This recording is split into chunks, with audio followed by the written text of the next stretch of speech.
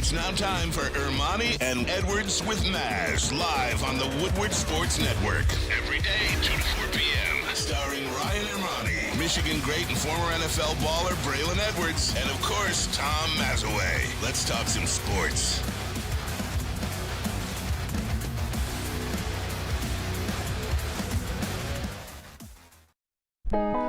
Hey, let's go! Tuesday show, November 21st, 2023. Ermanni and Edwards with Maz. Woodward Sports Network, woodwardsports.com, fox2detroit.com if you're watching live or the Fox Local app.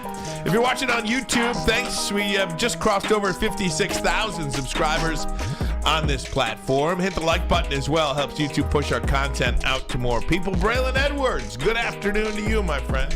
Good afternoon to you, my friend, as well. And before anybody out there gets to say, man, he wears that hoodie all the time. Today, I was at a Turkey Drive giveaway in conjunction with Detroit NFL Alumni Association and Detroit PAL.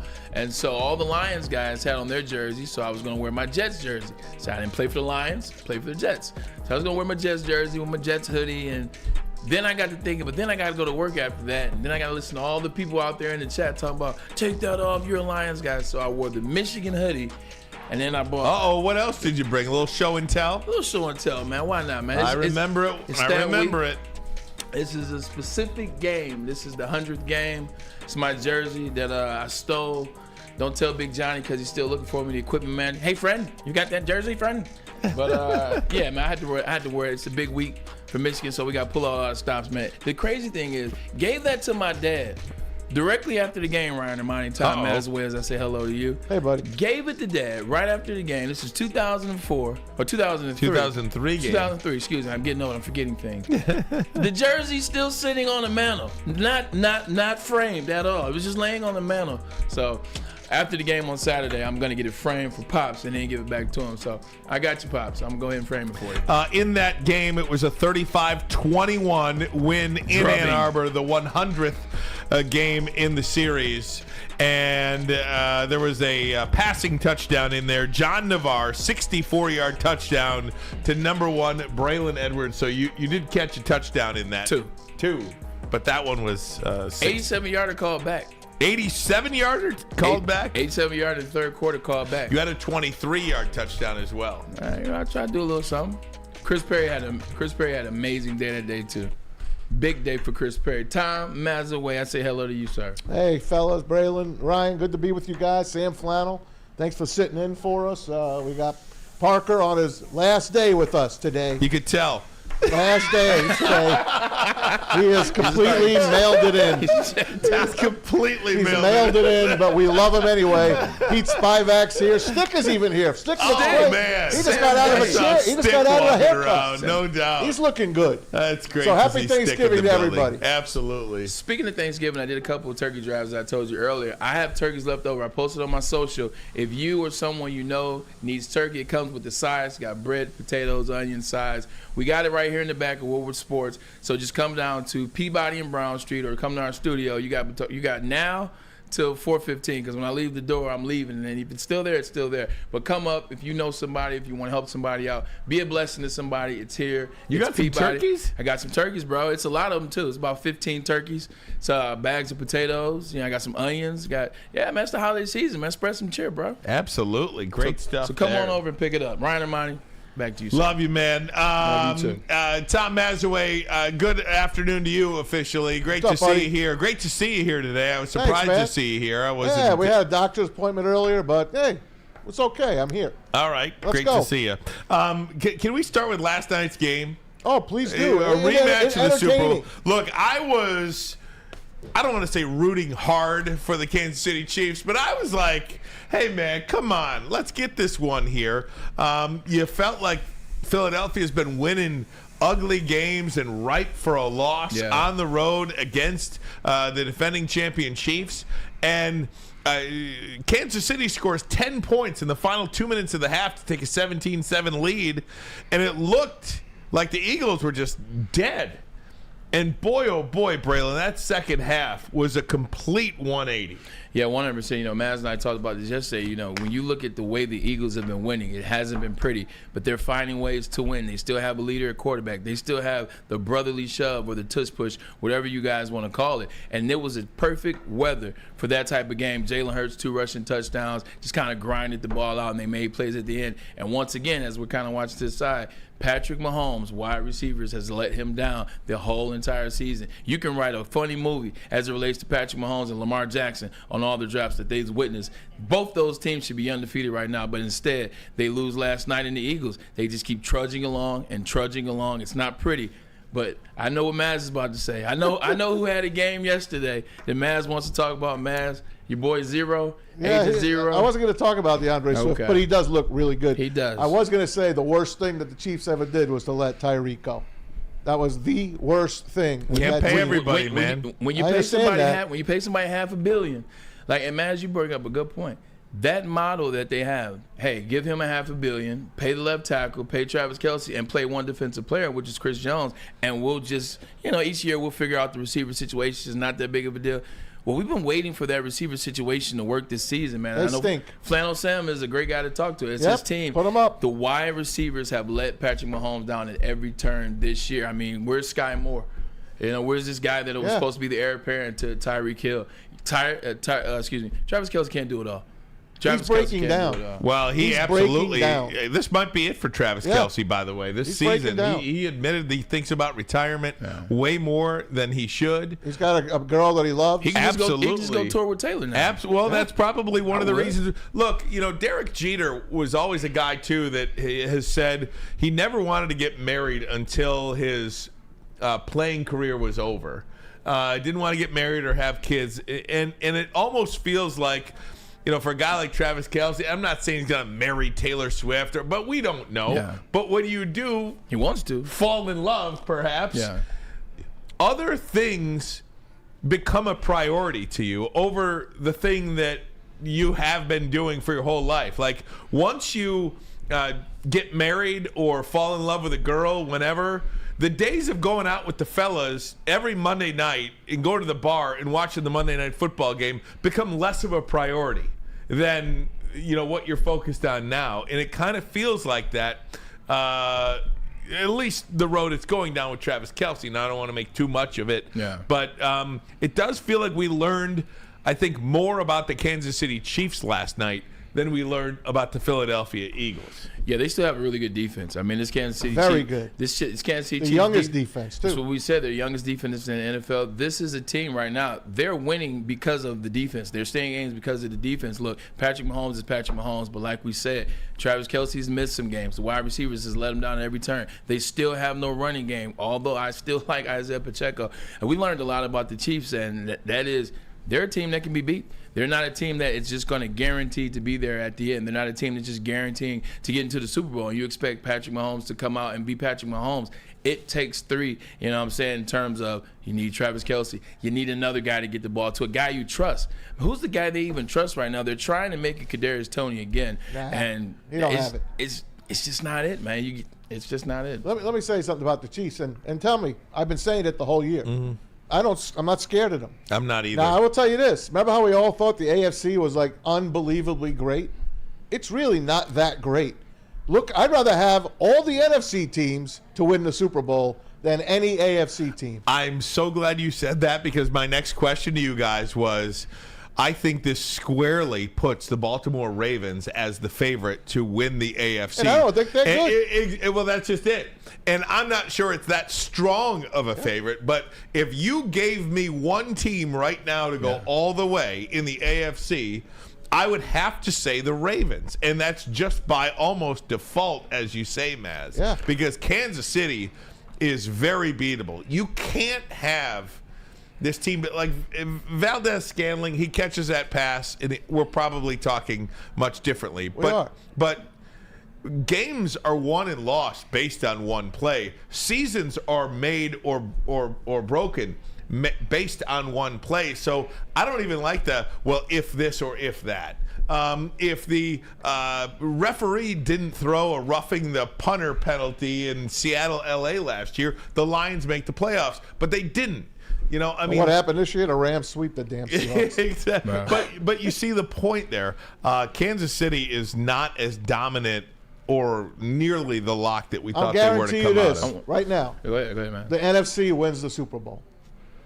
That's not a bad guarantee. I mean, outside of this one, like the two that the Chiefs won, I mean, have been the NFC over the last couple of years. So I want to bring you in on this, and I know you didn't sign on to jump in, but we appreciate you as well. This is your team. Patrick Mahomes is your guy. Where are they at right now, and where are you at with them in terms of the AFC?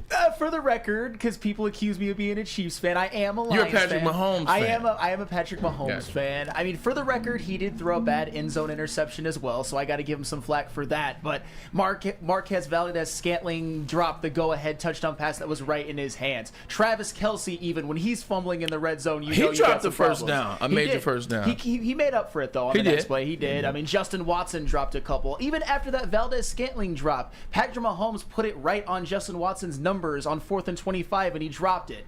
It's just.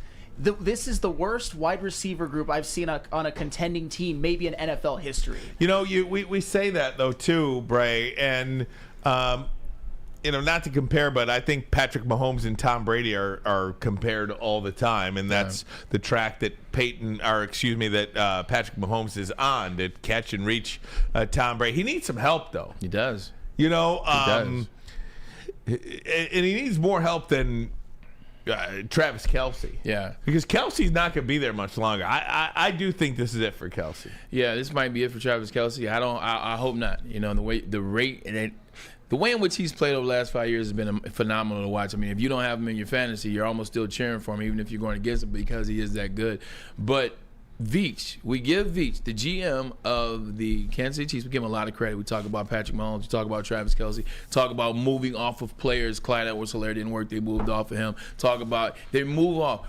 We got to start giving him some of the blame too. Like, they haven't gotten Patrick Mahomes anybody that he can trust. You saw this early in the season against the Detroit Lions, game 1 of the season. How many drops did Patrick Mahomes receiver have? It was How many drops Toney. did Kadarius? Well, it wasn't just Kadarius Toney. He was definitely by far the worst. But you knew this then. Then you had 6 weeks to get to the trade deadline, to make a move, to get somebody on offense, to make a trade, to do something. But you stuck with nothing because you thought you had Patrick Mahomes. Well, Patrick Mahomes is enough. Travis Kelce is enough. At the end of the day, teams catch up. People catch up. Bodies break down. Things start to happen. So you got to always put your team in the best situation. You say all the time, Brian, make what you do better. You see Kevin Byard last night, who the Philadelphia Eagles picked up. Yep. Secondary wasn't looking too good. So what did they do before the trade deadline? We got to have a secondary member to make us a little bit better, because we're getting pass breakup. You got to do that. And big tackle at a. But it's the difference between Howie Roseman and it's the difference between Veach, because Veach saw it, ignored it. He trusted Patrick Mahomes. Howie Roseman saw it and said, "To hell with that. I don't care that I got 2 All-Pro cornerbacks. I don't care about this defensive line. I'm still going to get Kevin Byard." Philadelphia showed you how to beat Kansas City. You rushed the passer, and they attacked. Yeah. They attacked Patrick Mahomes. He was running for his life. He's rushing me at like 4 Pro Bowlers too, by the way. Absolutely. Guys, more on last night's game, its impact on the Lions. We'll go to the Eagles side as well. What did we learn about the Philadelphia Eagles? Wayne Larrivee, the longtime radio voice of the Green Bay Packers, is going to join us on the phone coming up in about 30 minutes from now. Lions and Packers at Ford Field. Going to be a good one at Ford Field on Thursday, Thanksgiving Day. We'll take a break, but first a message from Dispo.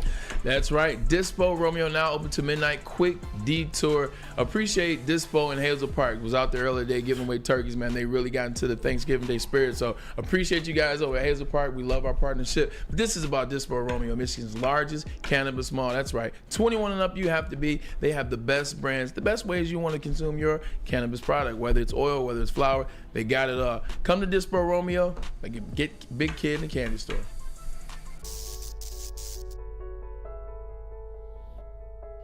We've just received word. The world's cannabis supply has vanished. The public is outraged and has taken to the streets in response to this tragedy. The individual responsible acted alone, and we can only hope they will make things right soon.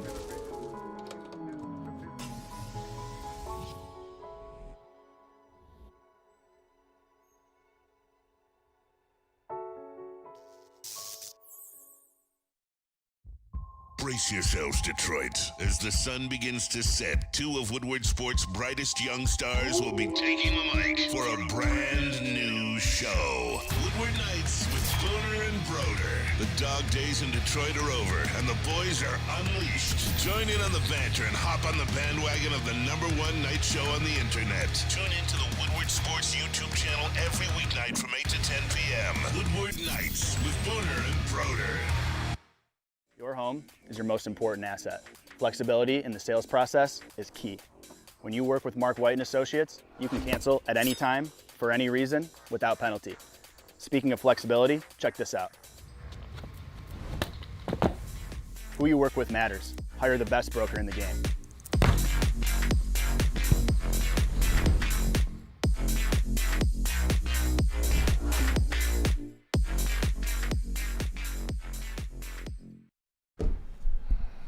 Hey, gang, let me tell you about Fairway Packing Company. For over 60 years, Fairway Packing has provided Michigan's finest hotels, casinos, and restaurants with prime beef, Wagyu beef, and dry-aged beef. You can experience the Fairway difference for yourself today. All you got to do is visit the steak shop in Grosse Pointe Woods for grab-and-go steaks, or order online. Maybe getting a tenderloin for the holidays. You'll want to pick it up from Fairway. Absolutely. It is the best tenderloin you could have. My family gets it from there, and you should too. How about that? Fairwaypacking.com. Fairwaypacking.com.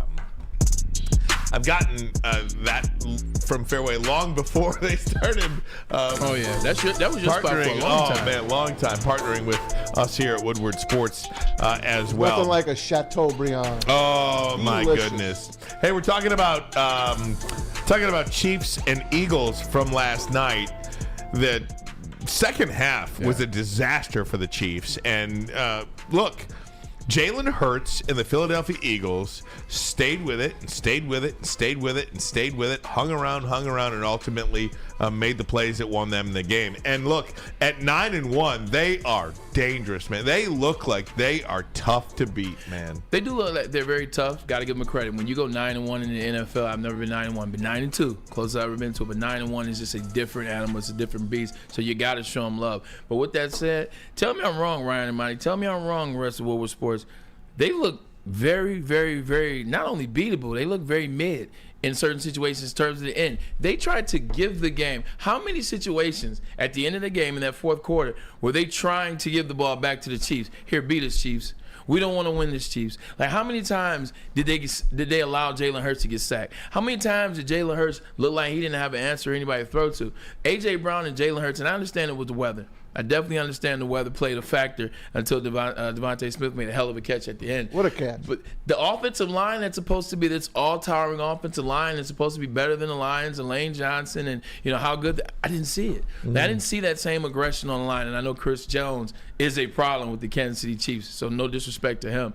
But I just saw a team that I'm like, no team looks unbeatable. No team is that team where you're like, the 49ers had a very good game, and they look really good. But just looking at the Eagles team, I'm like, if they come here, the Lions got the edge. Hey, Eagles, 49ers, and Lions, and the Cowboys. 4 best teams in the league. Does it... I guess we could bring this up now. Did you see what Tom Brady said about the NFL? Still having Chiefs up there. Tom Brady said the NFL is very mediocre. He said the product right now is just so mediocre. He does not think the league is great. And he thinks a lot of the reason why is because the fundamentals have just completely been taken out of the game. People don't know how to tackle. People don't know how to catch. People don't know how to lead your receiver to protect. It's incumbent upon the offensive player to protect himself and the defensive player to protect himself, not the defensive player to protect the offensive player. Legislating all of these big hits out of the game, and things have gotten sloppy. Does that, excuse me, when I was watching that game last night with two of the most dominant teams in the league, it did feel like that was a little bit of that game last night. Like what Tom Brady was saying, this is the league's best, kind of thing. No, 100% he's right. And I think what it stems from is you're getting all, and it goes back to when we were talking about Ben Johnson getting the genius tag. like you got these coaches now, these coaching trees where everybody's trying to fire a coach. Everybody's trying to have their coach, hit it out of the park. They're trying to, it's been 2 years, don't like you, don't like what you do. So now you have this infinite system of just getting rid of coaches, finding the next coach. Everybody's trying to find also another young coach off of a Sean McVay tree, off of who's the next tree. So you find all these young guys that are supposed to be the one. Brandon Staley legitimately was a defensive coordinator for 1 year in the Rams, and he coached Aaron Donald, and he had Jalen Ramsey, and he had a hell of an offense. And now all of a sudden, he's a head coach. Now you got. He talked about that too, about the coaching, right? And he talked about how bad the coaching is. But that's where it comes from, because you have the coaches to put you in situations like, how many guys really trust an offensive coordinator? How many offensive coordinators and defensive coordinators have really put the time in to understand the defense, to understand the type of defense they want to run, to understand the type of players that they want to execute their defense? How many offensive coordinators have sat there and studied hours and hours and hours of film of successful offenses, of successful things that have worked? They don't do that anymore. Everybody's out here playing Madden. Everybody's trying to, here's Kyle Shanahan's system. Let's take a little bit of this and maybe I can create my own little nuances. Everybody's not Mike McDaniel. Everybody can't figure it out like that and how he did. And if you want to go back to where we got to start, he's been doing this since 2013 with the Washington Redskins, now the Commanders. He actually has a path that you can follow into how he got here, to how he built the Miami Dolphins offense. They're giving all these jobs to young guys who are coming up under young guys, and they're not taking the time to build the bases, and the players are suffering because of it. You said it. They don't hit anymore. They don't do – the two-a-days are gone. Nah. The old days of football are gone. Tom Brady said the magic words. The players he played with on defense – every play that they would do now is a penalty. Yeah. Ray Lewis, Lawrence Taylor, they could not be in this Ronnie league. Lott. They could not Ed be Reed. in this league. I told you the Ray Lewis hit. That's a foul in today's day. Yeah. When he hit me, I was pissed.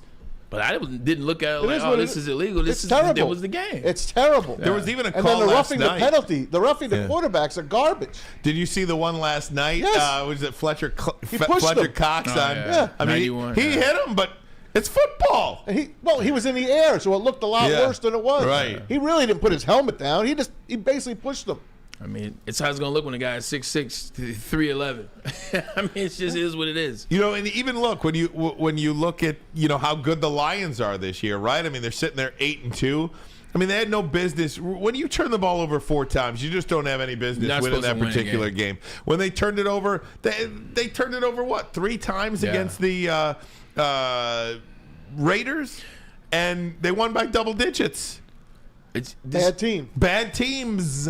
Yeah. Plural. Yeah. Multiple. The teams they beat are under 500. Yeah. But, you got to play who you play, right? You got to play who's on the schedule. But I'm just speaking to the overall picture, the overall health of the league. Correct. And you look at it this way. Brandon Staley, been negligent for a minute. And you guys say what you want to say. I've been on to get rid of him train for a minute. Still has a job. Eberflus, we've seen more than enough that he shouldn't have a job. Still has a job. Ron Rivera, hello? They're just playing out the string. I understand that, but last year Ron Rivera should have been fired. The year before that, Ron Rivera should have been fired. You just let guys, the bad guys, you just let them stay in there. You let them stay in there. Like it's just Arthur Smith and the Falcons. Guarantee he's there for another 2 years. Steelers made a move for the first time in 1942. They fired a coach in season. Oh, that's right. For the first time since the 40s. The wrong Matt one, but- Canada, the offensive coordinator, sent packing. They're terrible. They're horrible. I mean, if my math is correct as well, these quarterbacks are getting hurt like crazy. I mean, there's what is there? The best guys are out. Just look at the AFC. You've got, the Raiders starting quarterback is out. Titans, Indianapolis, Cleveland Browns, Cincinnati Bengals, New York Jets. Those starting quarterbacks are all out just in the AFC. Kyler Murray was out for an extended period of time. Purdy didn't play in the beginning. I mean, it's Stafford. It's crazy. Stafford out. Yeah, I mean it's Kirk Cousins. And those two coaches. You look at when you look at Daniel Jones, whether you like him or not, he's a starting quarterback out. Starting quarterback is out. A lot of these guys, man, literally they're doing a lot of drills, doing a lot of drill work, a lot of film watching. They're not out here actually getting it in. They're not doing the physicality stuff. Quarterbacks used to scrimmage. Like back in the day, once upon a time ago, and I'm not going back to that, but those guys aren't physical, man, and they're not. It's just a lot of drill work. It's drill work. Chiefs are the lowest scoring team in the second half. Well, they haven't scored in 4 games. I don't. That's amazing. I don't think that's a Super Bowl champion. Yeah. Well, I mean, last year they won it. Are they this year? That's really what you compare it to, and that's why I say this all the time. Each game is its own unique game. Each season is its own unique season. That is why I believe that this year, not next year or 2025 or heaven forbid 2027, you compete for a Super Bowl this year if you're the Detroit Lions. You expect this team to win the Super Bowl this year. There is no guarantees in life, man. And there's no guarantees that your schedule will always be this bad, that you will be as fortunate injury-wise as you have been this year. And yes, they have been fortunate compared to what some other teams are going through. I know they've had their fair share of injuries, but my goodness, they've, knock on wood, gotten through pretty good here. And I just think this is the year. Yeah, this is the year they got to clean some stuff up. Like they need to go into this week, or they should have started this week. Here we are on Tuesday. Obviously, it's a short week, so they play on Thursday. This is when you get better, and we talked about it on Monday. This is when guys watch film. This is when you don't gloss over things that you've been doing well because you're winning. Address the things that almost had you lose that game. That's what they got to do. If they take that serious, if they really dial in to the film, if they dial into what they're being taught, if they dial in to the film of the team that they're playing against and knowing their tendencies and the little stuff. Hell, I still like watching that story where Ed Reed, where Bill Belichick talking about Ed Reed tricking Peyton Manning. Nobody tricks Peyton Manning. It was like he faked the fake by doing not the fake. It is a bunch of long rhetoric, but basically he faked batted out, got that pick. But you know how he was able to do that? How much film did Ed Reed put in? How much film did he put in before they played the Colts so that he knew that that's how he was going to get a pick and end up winning that game? This is when you dial it in, because I guarantee you there's a lot of people waiting to dial it in the playoffs. Well, once we get here, let's dial in on who the Detroit Lions are. Lions got to know who the hell they are first, and then once they do that, the league's in trouble. Pretty good stuff, guys. We'll get into this one.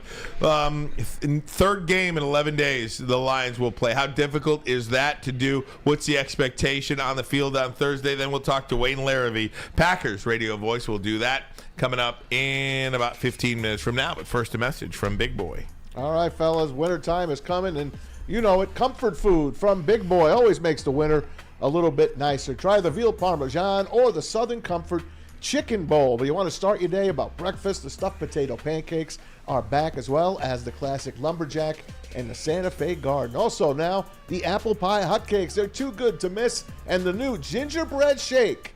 Get yours from your local Big Boy.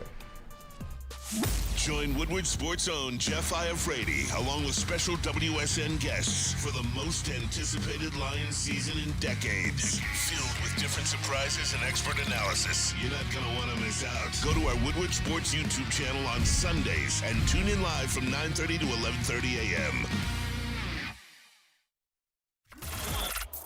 Woodward Sports' own Tom Mazaway and Sam Stick Day will be hosting our Lions postgame show after every Lions game all season long. Tune into the Woodward Sports YouTube channel for his hot-off-the-press takes, game analysis, and Kool-Aid sipping celebrations.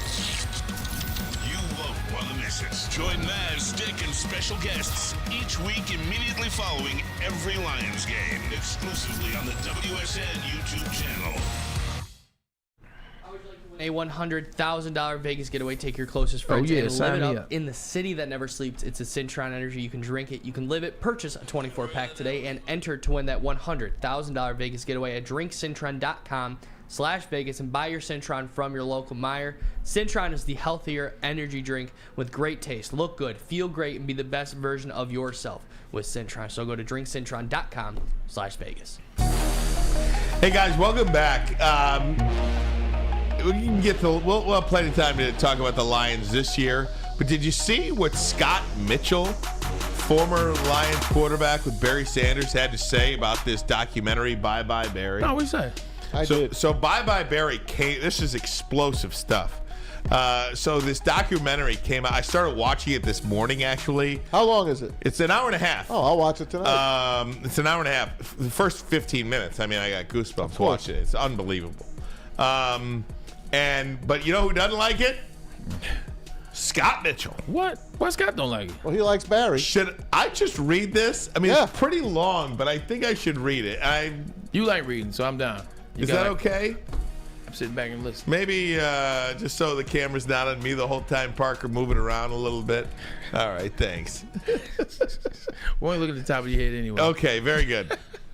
This is from Scott Mitchell in regards to the Barry Sanders documentary, Bye Bye Barry, which is on Amazon Prime right now. Here he is. I just watched Bye Bye Barry on Amazon Prime. It was not a very pleasant experience. I was Barry Sanders' teammate for 5 years. I had a front row seat to some of the most amazing plays in NFL history. He will never have an equal as a pure runner in the NFL.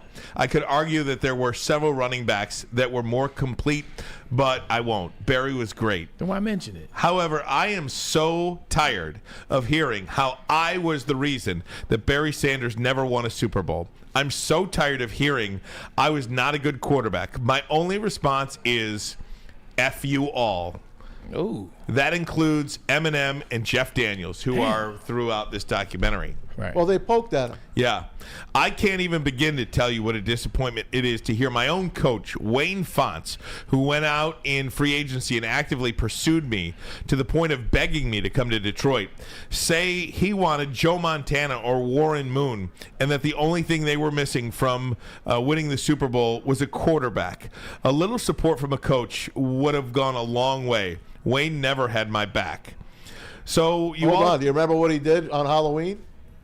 Do you remember how he dressed for Halloween, Scott Mitchell? Wayne Fontes as Wayne He dressed Fontes? as Wayne Fontes, Yeah. just to bust his chops, to tell him to go F himself. That's right. So you all know that in 1995, we started the season 0-3. Wayne called a meeting with 15 players and asked what was wrong. The response was, you brought this quarterback here, let him throw the ball. We changed our entire offense over a bye week. We played the defending Super Bowl champion 49ers on Monday Night Football after a bye week with an 0-3 record. We won. I went on to have the fourth best season at quarterback at that time in NFL history. 4,400 yards, 33 passing touchdowns. 2 wide receivers had over 100 catches and 1,000 yards receiving. Barry Sanders also rushed for 1,500 yards. We simply took what the defense was giving us. Unfortunately, the following year, I had a severe injury to my rib cage that required a 10 minimum shot with a 4-inch needle just to practice every day. It turned out to be a bad year, and Wayne Fontes was fired. More importantly, Tom Moore was fired as our offensive coordinator, and he took the offense we developed to Indy and introduced it to Peyton Manning. All right, let me get to the second page here. I was at that Monday Night Football game. You were? 27-24. Lions. I was pissed because Jerry Rice didn't score. So, can't believe Jerry didn't score. John Taylor scored, though. In return, I ended up with Bobby Ross, which was a disaster. Yes, it was. How many Super Bowls did Joe Montana win after he left the 49ers? 0. How many Super Bowls did Warren Moon win or even play in? 0. Dan Marino played in 1 Super Bowl. Peyton Manning was horrible in his first 4 years in the playoffs. 0 wins and 1 touchdown and 2 interceptions.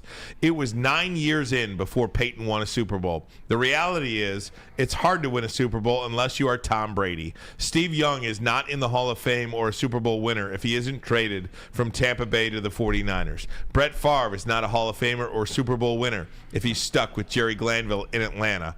Bottom line, and I always talk about that too, man. Bottom line, Barry Sanders had everything in Detroit. Everyone loved him. Everything was built for Barry to succeed.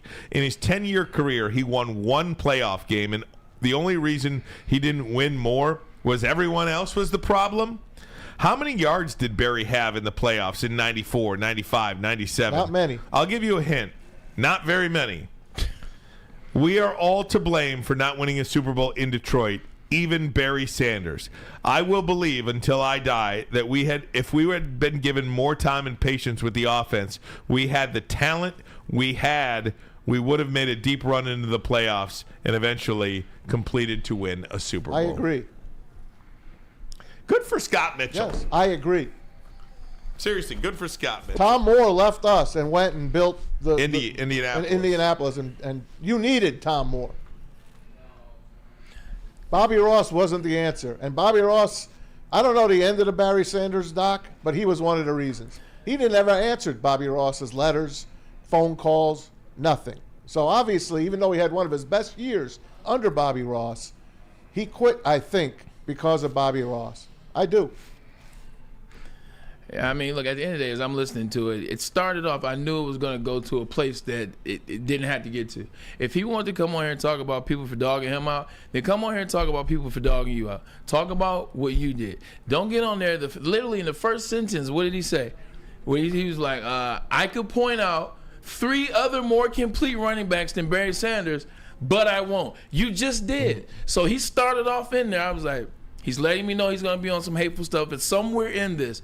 And then he got to talking about him, and I loved every bit of it. Spoke up for himself. He talked about the situation. He talked about how he was pursued. I've been in free agency. I understand how that works, so I love all that. Then when he get to a day, he started talking about, well, Barry this and Barry that, and Barry did this and this guy did that. I think if he would have just stuck to talking about his story and how he didn't like what people said about him, I would have 1,000% loved it. I hear that. I think because he wasn't invited on this. But then why take it out on Barry? I could point out 3 other guys that are more complete. Just say the first thing you said. I had a front row seat to some of the best plays that you would ever see ever. I get that. By the way, he's coming on with us tomorrow. Couldn't do today. Get out of here. Hey, couldn't do today. He'll be on with us tomorrow. That's fine. I can't wait to talk to him because I loved everything he said about himself. I just didn't like him adding other people to it. Look, I don't. I will never. When people are in a situation, you did this yesterday. You opened my eyes to something that I would have never seen in a million years. We're talking about the Lions and the Bears, and Justin Fields overthrew the receiver on the third down pass. Yeah. The only thing 99.9% of us saw in that moment was Justin Fields missed him. Justin Fields overthrew it.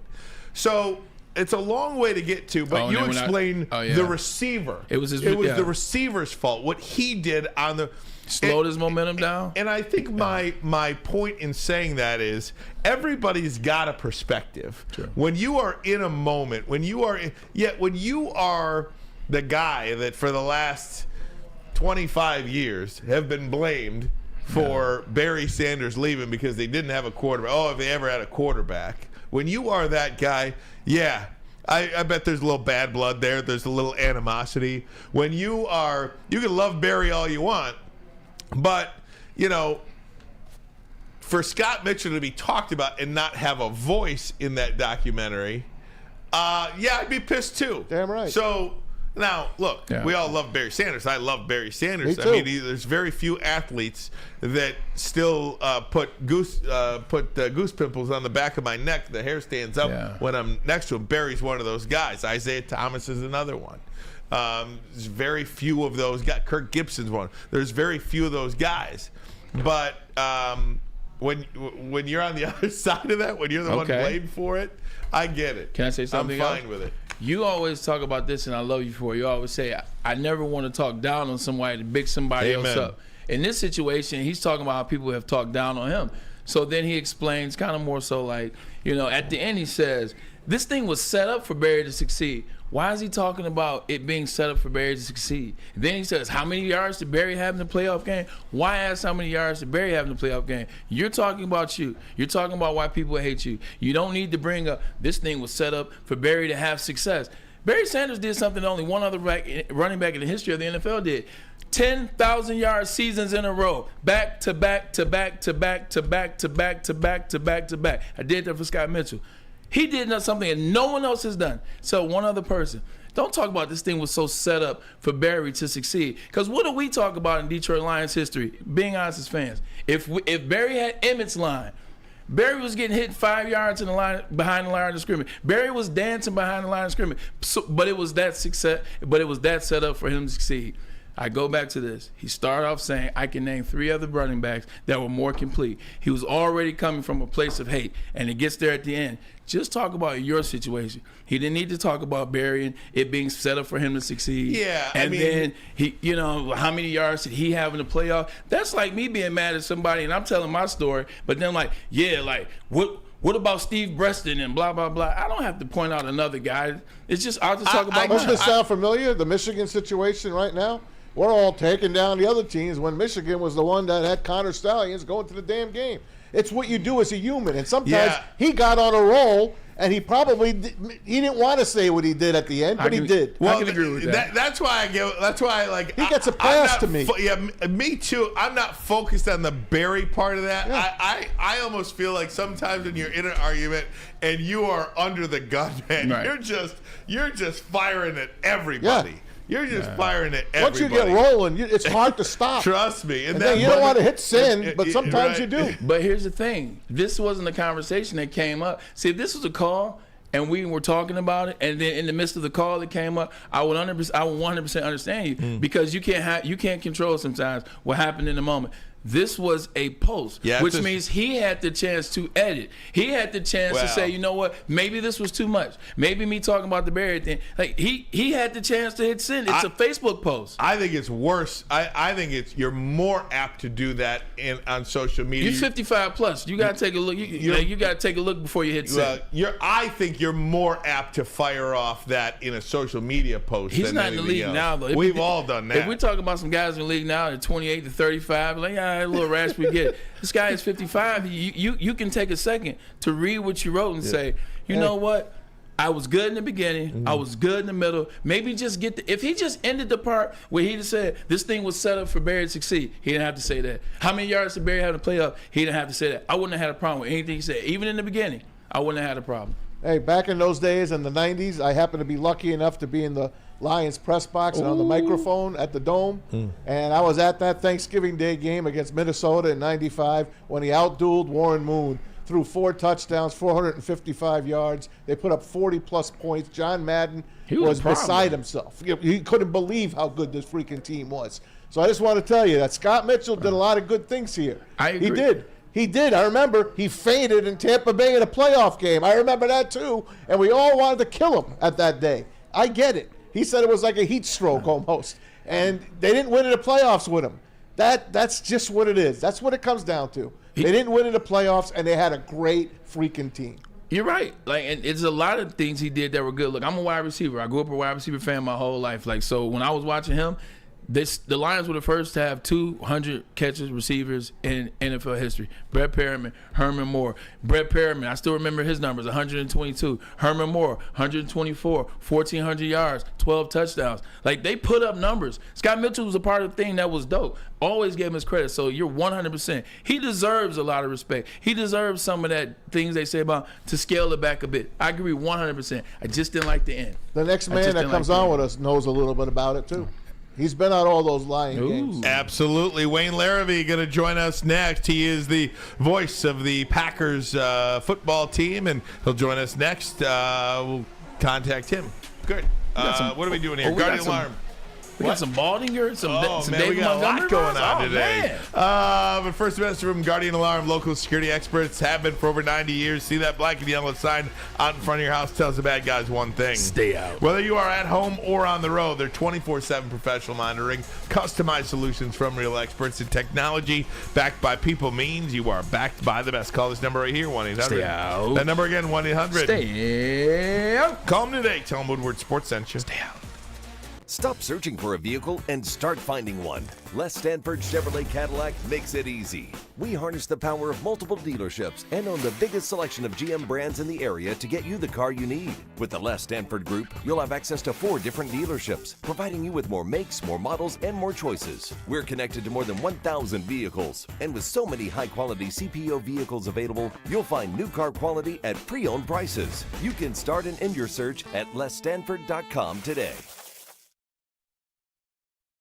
Now, coming to Woodward Sports, Woodward and Main Street, the Woodward Sports Network Detroit Lions Show. Let's go! Catch Gabrielle D. Phillips, Matt Broder, and Terry Foster for all the latest news on your Detroit Lions every week. Only on the Woodward Sports Network YouTube channel and woodwardsports.com.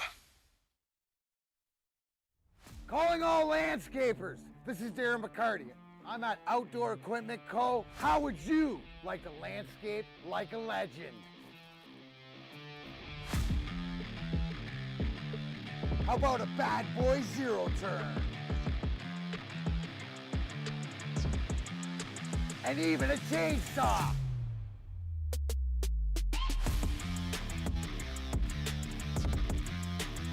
and even a weed whipper. Whether you landscape for your job or landscape for fun, get all your equipment from Outdoor Equipment Co., the official equipment provider of Woodward Sports. Michigan-grown, family-owned, OutdoorEquipCo.com. Hey, gang, what happens when you run a great business for over 50 years? You expand and offer more products to more people. That's exactly what Les Stanford did by adding Les Stanford Buick GMC, located in Ferndale on Woodward Avenue, just south of 9 Mile. And, of course, if you're looking for a Chevy or a Cadillac, Les Stanford in Dearborn, where they have been on Michigan Avenue for over 55 years. You could find the brand you want. All GM brands under one umbrella. LesStanford.com, LesStanford.com. Find new road. Find them. Guys, it's a pleasure to be joined by Wayne Larrabee, longtime Packers radio voice. He has seen it all, but perhaps never seen a Lions team that is this good this late in the season. He's not the only one. Wayne Larrabee joins us now on the phone. Wayne, how you doing? Happy Thanksgiving to you and your family. Same to you guys. How's everything going? Everything is great, Wayne. And good to hear from look, you, Wayne. You've been around for a long time, Wayne. You know we have not experienced winning like this here in Detroit, so this feels like a new thing for us. When you see the Detroit Lions on your side, and of course you saw them earlier in the season, what is the difference to you? How do you view this team when you're looking at them? What are you guys talking about? I mean, you mean to tell me you don't remember 1962? I remember it like it was yesterday. There you go. My gosh. You don't remember Ace Katowski and Dutch Clark? Oh, my God. Alex Cares. That was the best Lombardi team the Packers had, maybe the best team in Green Bay history, and Alex Cares and company smoked them that day at Tiger Stadium. I mean, that was like yesterday. You guys don't remember that? We actually, Wayne, I do the local Fox morning show here, and we actually had video on Monday of that 1962 Lions and Packers game. Is it Bobby Lane? And the Lions, that was the last time the Lions started this good, but they didn't make the playoffs that year because only one team at the time made the championship, as it were, not the playoffs, and it was the Green Bay Packers. Their one loss came against the Lions. Starting that dynasty. Yeah. No, you're right. And this is the best Detroit team I've seen. Now, they've had some good ones. As you guys were discussing, they did make the playoffs and didn't win a playoff game, but they've had some good teams. And when I was in Chicago, those Barry Sanders teams, they could always wear you out on any given Sunday. They were great. You know, they had some great teams there, but nothing of this ilk. And I will say this, and I said it as far back as last year, midway through last year, this Lions team is built from the foundation up, offensive line, defensive line, and built out from there. And it's an excellent football team, really good team, well coached offensively, especially. And hey, C.J. Gardner-Johnson was going to be a big factor in that secondary, and he's on IR. Otherwise, I think they'd be a lot better than they are defensively, and they're not bad defensively by any stretch. Yeah, 100%. Gotta love what they're doing at defense, minus having CJ GJ. But I want to talk about the Green Bay Packers for a little bit. We saw Jordan Love last week have 322 yards, 2 touchdowns, kind of one of his biggest games so far as a starting quarterback. What's the pulse on Jordan Love in Green Bay? Like, is he going to be the guy moving forward, or are they still trying to figure it out? Not trying to put you on the spot, Wayne, just trying to get some questions. I think he's showing promising steps toward becoming the guy in Green Bay. Is it a little early? Yeah. And why haven't they been able to make a decision yet? Well, he's got the youngest offense in the league around him by a lot. Okay? So it's really hard week to week to evaluate Jordan Love, except that I will say this, in the last 3 weeks, he's looked the part. He really has. He's played well. But again, he's got a lot of young people around him, and outside of Kansas City, sometimes young people have trouble catching the ball. So, now Kansas City's leading the universe in drop passes, but them and the Ravens. That's another story. But still, no, this is a guy. They knew by this time in Aaron Rodgers' first year as a starter that he was the guy. Well, but they had guys around him with experience, and that's not the case with this young quarterback. And so I think it's going to take a little more time to find out. And by the way, due to contractually, they can they can take this all the way through next year if they wanted to. Yeah. So there's no hurry. There's no hurry here, and they've got a plan, and they're following it. Yeah, whether it's James Jones, Donald Driver, Greg Jennings. I mean, where do I begin with the wide receiver core that Aaron did have, same class, 05. But let's talk about those wide receivers, and we know one all too well. He went against the University of Michigan Wolverines, and it's Jaden Reed. Jaden Reed seems to be a guy that's starting to emerge himself as maybe wide receiver one in Green Bay, obviously Romeo Doubs and Christian Watson. How's Jaden Reed looking this year, and how is he looking in the mix of the other two? He's been terrific, and we could see it going back to the rookie minicamp that he was going to give the Packers something they haven't had. An explosive player in the passing game from the slot. And that's something they hadn't had since maybe, the young days of Randall Cobb back in the early 2010s. So, this is a kid that he's not a surprise to us, but he's really showing out well. They hit him on a reverse the other day, yesterday or Sunday, whenever it was, and he took it to the house. So he's an explosive player. I think, with the running back situation the way it is, the injuries they have there, I wouldn't be surprised to see him get the ball more often as a running back, and not just as a wide receiver, because he can make things happen. Hey, Wayne, quick, you brought up Randall Cobb, and it's funny. I was talking to Randall Cobb in preseason when I went to New York Jets. I think they played the Bucks in a little scrimmage, and I said, "Yeah, we beat you guys I said, "You guys, we lost to you guys in 2010, and then you eventually went on to win the Super Bowl." I hate when you get the guys' years wrong. He was like, well, actually, I wasn't in the league yet, but I was, dang, Randall, I'm so sorry. I felt bad, but he was nice about it. I aged him by about 3 years. Yeah. Aged him by about 3 years. Hey, Wayne, I wanted to ask you about, go back in time here a little bit. Used to be with the Bears, longtime Bears voice, now with the Packers. So the old NFC Central, now North. And we talked about a documentary that came out today on Amazon Prime, Bye Bye Barry. It's Barry Sanders' documentary explaining why he finally retired from the game. If you remember, obviously, he faxed in his retirement. But one of his teammates, Scott Mitchell, and I know you did quite a number of his games as well, came out and kind of felt slighted a little bit, saying a lot of people picked on him, saying that he wasn't the quarterback, he was the missing ingredient, they should have gotten this guy or this guy. What was your take on Scott Mitchell and that Lions squad in the 90s? Well, Barry Sanders cast a big shadow. He was the guy. It almost was irrelevant who they had a number of different people at quarterback during his time there. Scott Mitchell was a talented guy when they got him, and maybe in a different circumstance he would have blossomed. I really think that in pro sports, 90% of the players have to find the right system run by the right coach who trusts and believes in them, whether it's an assistant coach or a head coach. And maybe that never happened for Scott, but he was a talented guy, no doubt. And Barry Sanders running the football, they had some things going there. They had some things going on that side of the football. The thing I always remember about those Lions teams is they kind of struggled defensively, if I'm not mistaken. And so they could score on you, but you could score on them. Kind of feel like it's right now. It's kind of like right now when you score 41 and you win 41-38, and then last week against the Bears they come back. Take us to this game today, Wayne, in a couple of days here at Thanksgiving Day. What does a Thanksgiving game mean to you and to these players?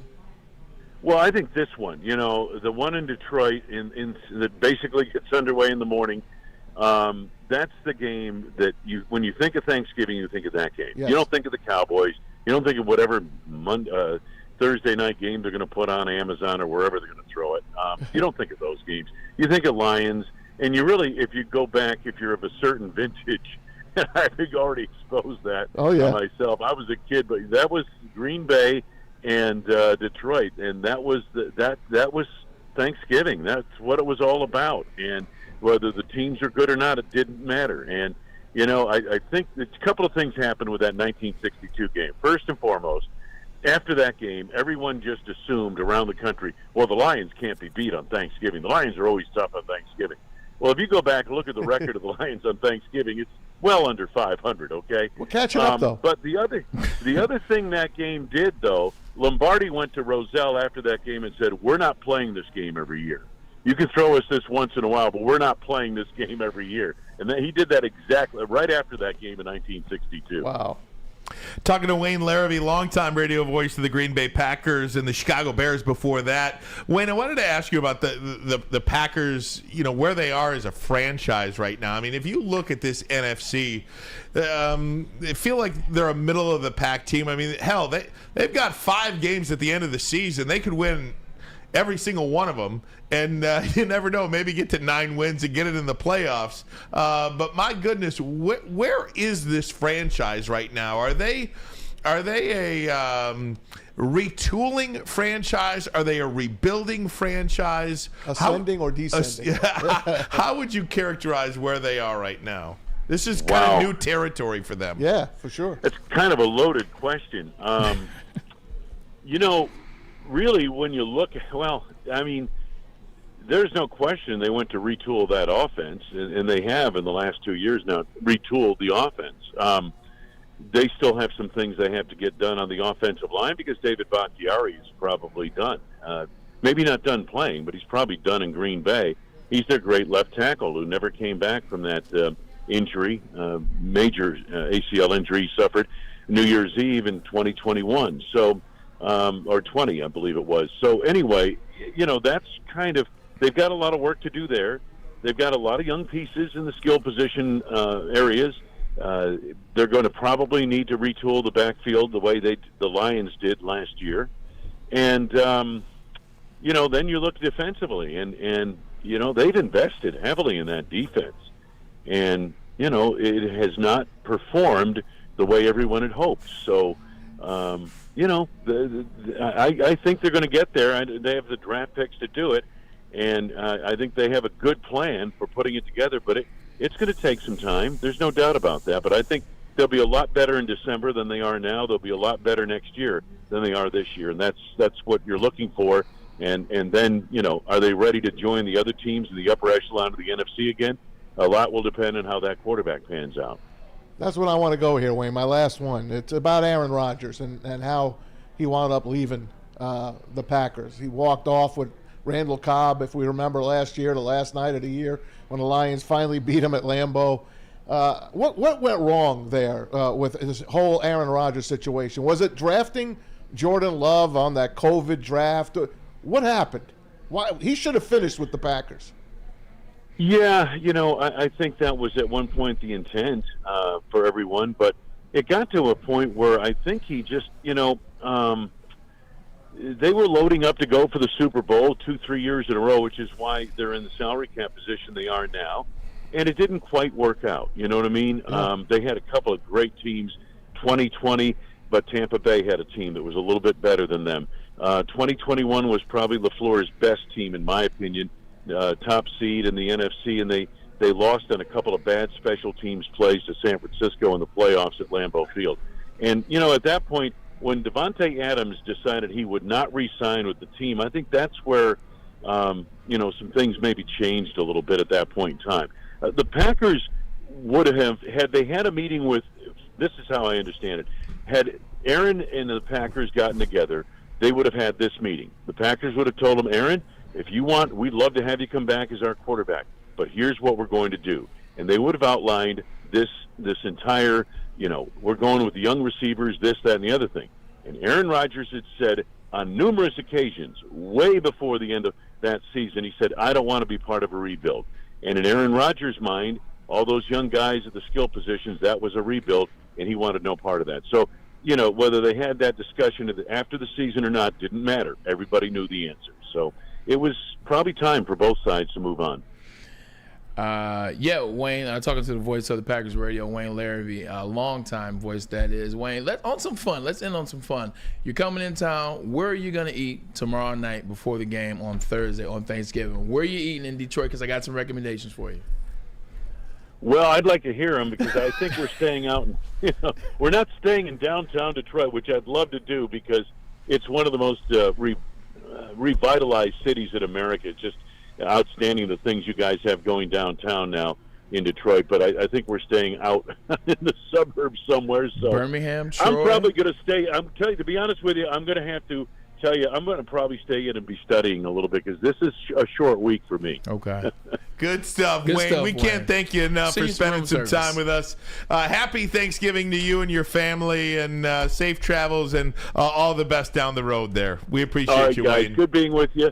All the best. Happy Thanksgiving. You Always got a it. pleasure. Happy Thanksgiving. The to you, great Wayne Larrivee, longtime radio voice of the Packers. We appreciate it. He's the greatest, man. Yeah, He's such like a the good voice dude. of my youth, too, I feel I was like. thinking you the know? same thing. I'm like, Yeah. can't you see him as a great college coach, like just a voice? Oh, just man. listening to him. He's a great dude. Absolutely. Yeah. Guys, we are going to take a break. When we come back, my dad's here. we'll get into some NFL discussion as well. But first, a message from Swiss. Parker's got that. Do you have football on the brain? Fall ushers in college and professional football, and this year is going to be awesome. Fall is also a obvious perfect time to shop your home and auto insurance. Shop it like pro with Swiss Insurance. They cover Woodward Sports Network, and they obviously, without a doubt, should be covering you too. Ask for Mark at Swiss Insurance today and at SwissINS.com or call 248-800-4177. That number again, 248-800-4177. Swiss Insurance, they're covering us, so they obviously should be covering you too. Savor the heart of home at Big Boy with our all-new Down Home Comfort dishes. Feast on home-style goodness with our Southern Comfort Chicken Bowl, veal parmigiana, and apple pie hotcakes. The Down Home delight doesn't stop there. Potato pancakes are back. Dive into the richness of our perfectly crafted potatoes with our classic potato pancakes and our stuffed potato pancakes. Top off your meal with our new gingerbread shake, a seamless blend of creamy vanilla and sweet gingerbread flavors. Nothing beats the comforting taste of Down Home cooking. Enjoy every bite, only at Big Boy. Woodward Sports' own Tom Mazaway and Sam Stick Day will be hosting our Lions postgame show after every Lions game all season long. Tune into the Woodward Sports YouTube channel for his hot-off-the-press takes, game analysis, and Kool-Aid sipping celebrations. You won't want to miss it. Join Maz, Stick, and special guests each week immediately following every Lions game, exclusively on the WSN YouTube channel. At work and at home, we're there with smarter security solutions. Featuring complete automation with customized alerts and more. For over 90 years, we've been the company that's been counted on to protect what matters most, all with personalized service and care. Right now, for a limited time, receive a free video device plus free installation with a new home system. Guardian Alarm. We protect Michigan.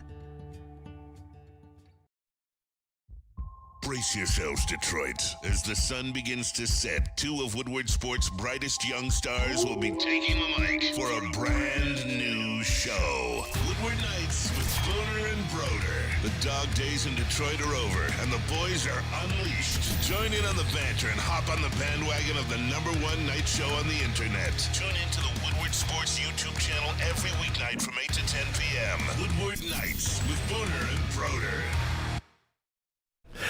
Hey gang, want you to come to Lady Jane's for an award-winning haircut experience and register to win a trip of your dreams at all expenses suite for the 2024 NCAA tournament. That is right.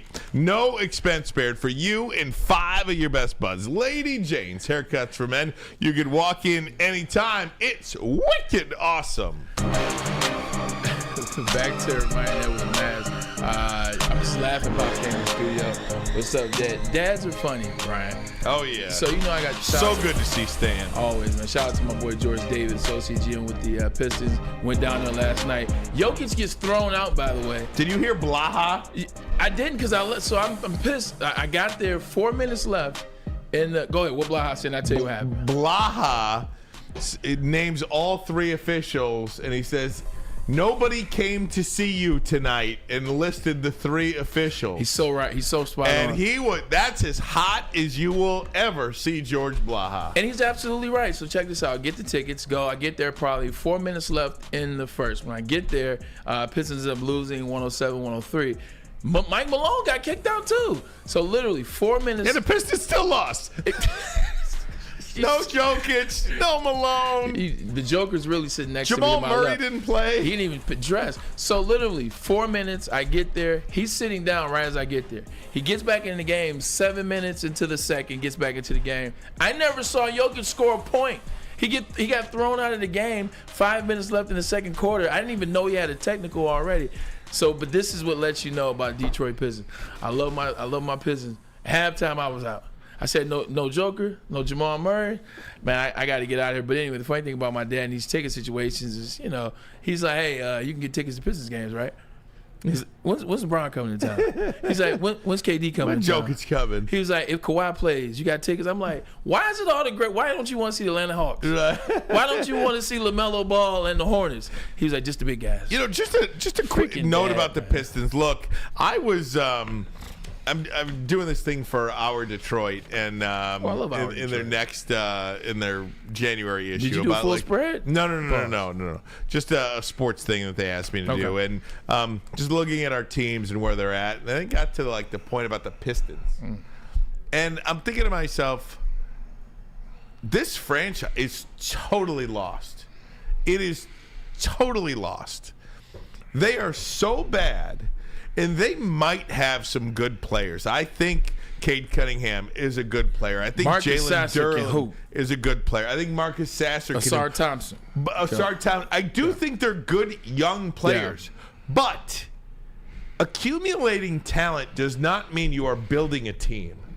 And I just feel like Troy Weaver has completely missed the mark here on building the team, figuring out that you can't just have a bunch of 20-year-olds out there. You have to sign some veterans. And did you see what I think one of the teams that most align with the Detroit Pistons in the NBA OKC is the Houston Rockets, really. Okay. LeBron just beat them, didn't he? Yeah, I mean, it's not like Houston is amazing or anything like that, but they are winning games. They're not embarrassing themselves. They're 6-6, this season. I mean, again, it's respect. It's respect. They win one, they lose one. They win one, they lose one. They're young too, and it's just like, why can't you do that even? Yeah, I think the big thing for me is, look, they went out and paid $200 million. For lack of a better price, for Monty Williams. So I think for me, what I want to do is I want to wait, because they're not a fun brand basketball to watch right now. They're not good. They had some guys out. Jalen Duren still isn't playing, so I will give them some hamperings. Bojan Bogdanovic, who's probably their best player as of right now, he and Cade Cunningham, he's been out as well. So I'll give that pass. I want to see what Monty Williams can do with this team from now till January before I start making judgment, because Troy Weaver definitely has missed the mark. He doubled down on Killian Hayes as well as Beef Stew, so we're stuck with them for a little while longer. So I didn't like that, but I want to see what he can get out of Marcus Sasser, what he can get out of Asar Thompson. Where can he get Cade Cunningham by January, February? Let's just say All-Star break. Then I'll see what I want to say about the Pistons. But see, here's what I'm talking about. I agree with you. Here's what I'm talking about with the Houston Rockets, okay? You have your Jalen Green. You have your Jabari Smith. You have your Amen Thompson. But you know who you also have? You went out and you signed Fred VanVleet. You picked up Dylan Brooks. This is true. You've got Jeff Green.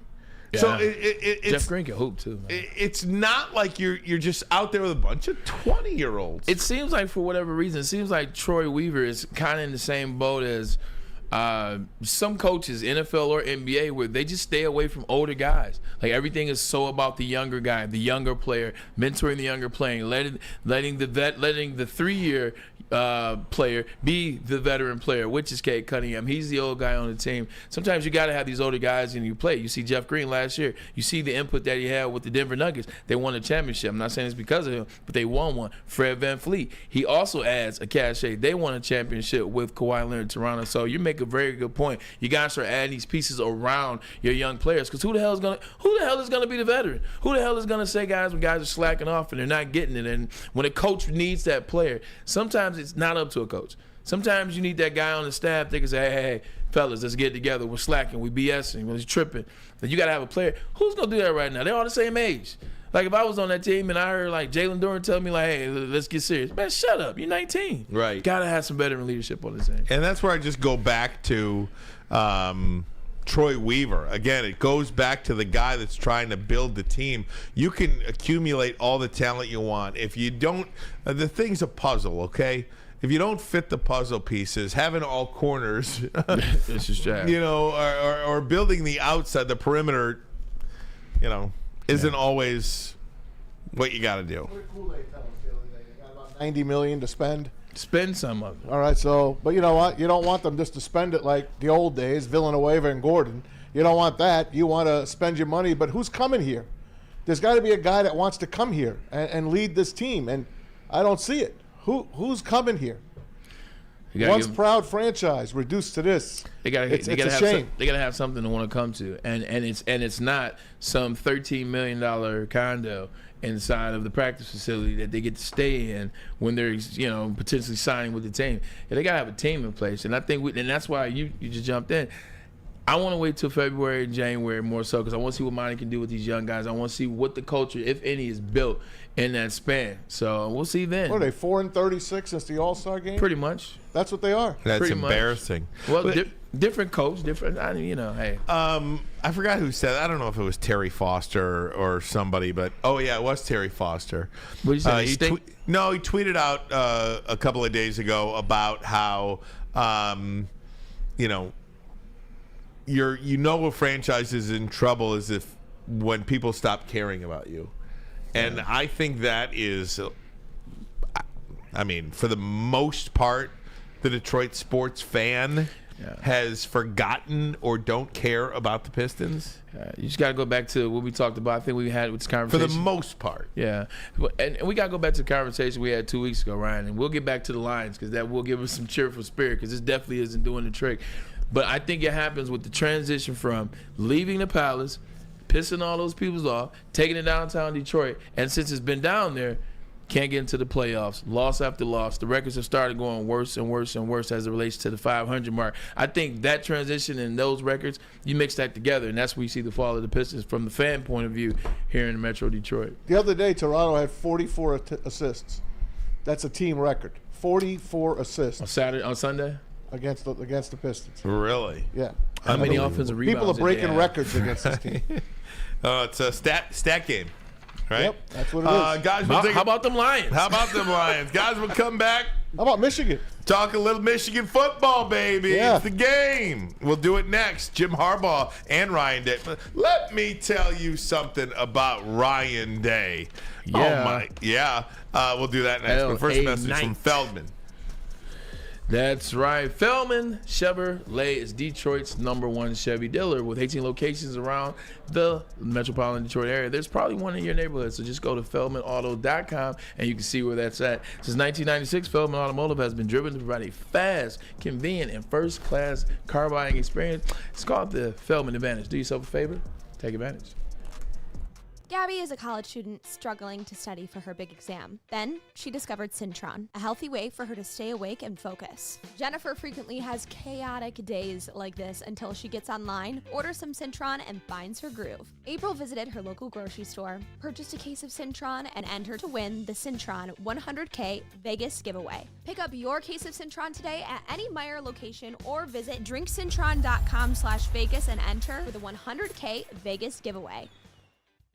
Now, coming to Woodward Sports, Woodward and Main Street, the Woodward Sports Network Detroit Lions show. Let's go!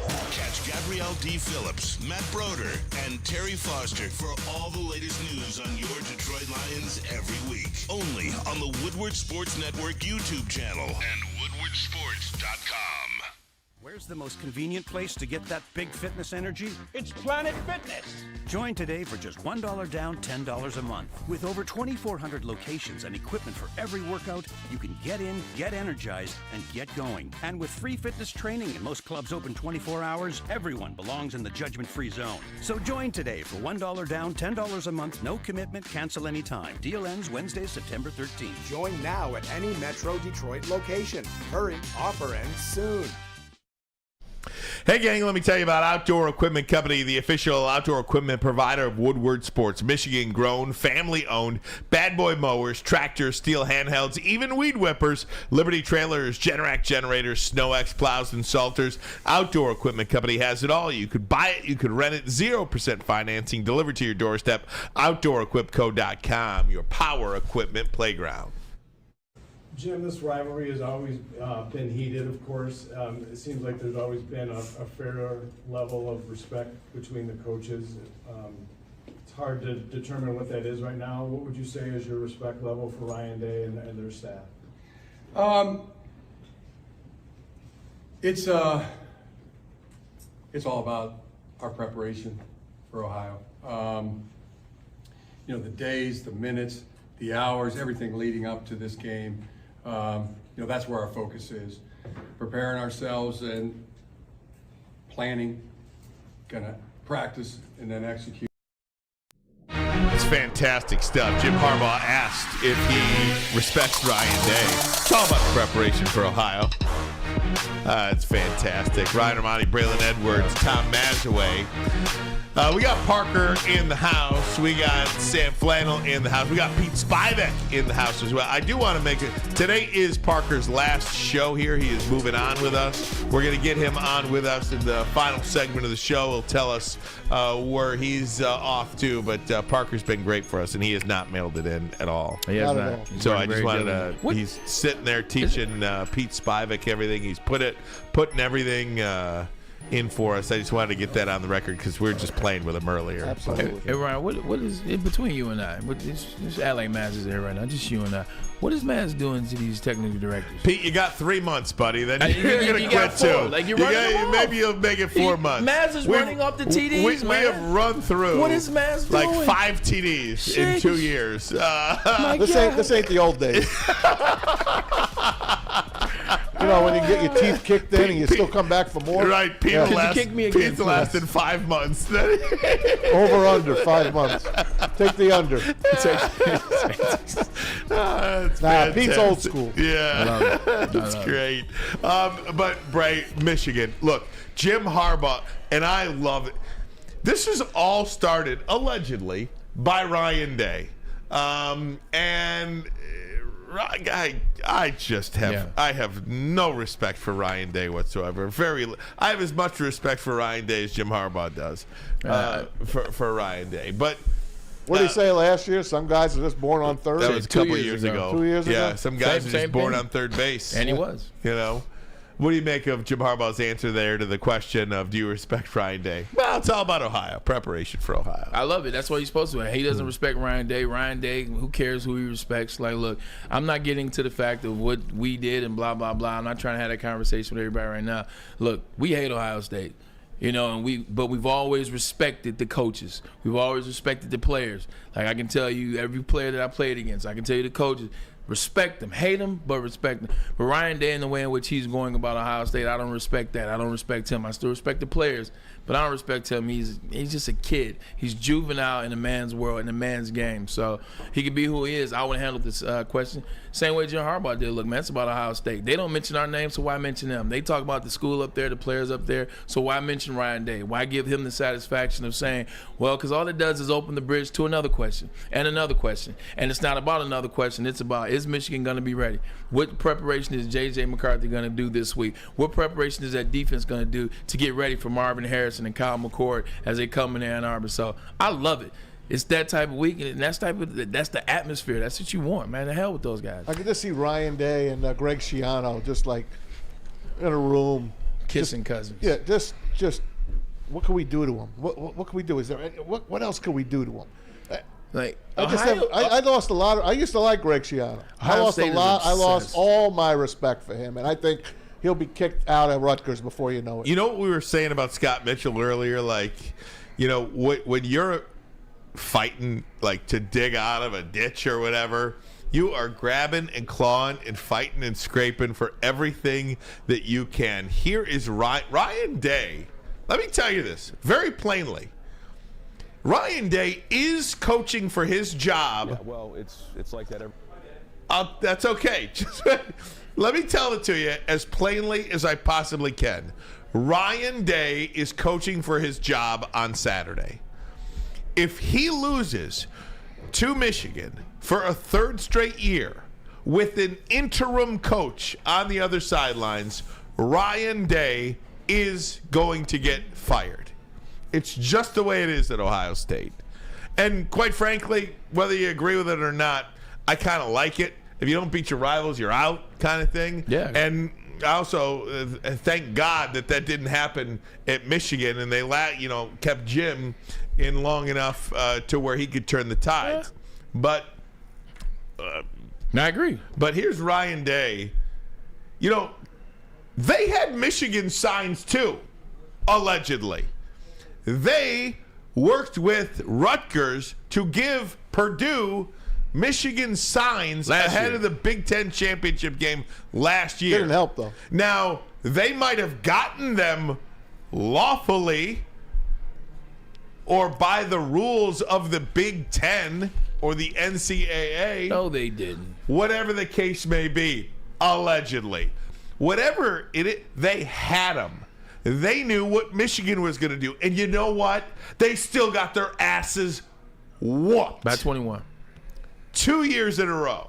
So here's Ryan Day blaming Connor Stallions for losing 2 years in a row. Womp, womp, womp. Yeah, well, it's like that every year, right? I mean, this game comes every year, and this is how you're evaluated. We know that, and you know we've learned a lot about what's gone on the last couple of years, and so we're going to be really prepared to play in this one. There's been a lot said over the last couple of years. There's been a lot going on the last few weeks, investigation and everything. You've taken the high road on the whole thing, and you're continuing to do that. Yeah. I don't think it does any good to comment on it right now. I think there'll be a time and place for that. What matters is this game and getting our guys prepared to go win it. Urban Meyer, Jim Tressel, John Cooper, Earl Bruce, Woody Hayes, and Wes Flazer's 2-0. I don't know who the hell that is. None of those coaches would have resorted to the type of things that Ryan Day is now doing as the head coach at Ohio State. I used to respect that school. I didn't like them. I hated them. But I respected them. I respected their coaches. I respected how they acted. This guy is hilarious. He does the same things or some brand of it to get Michigan signs, to share the Michigan signs, to collude with another coach who's no longer on your staff. He's no longer Greg Schiano, defensive coordinator for Ohio State Buckeyes. He's the head coach of the Rutgers Scarlet Knights, whatever the hell they call themselves. Like, to collude like this and to have these conversations, well, there's more. Well, there's more if you lose. Because if you lose, now I have more information that I have to get out there. I need you to know that there's more that they were doing. And wait, we lost because of this.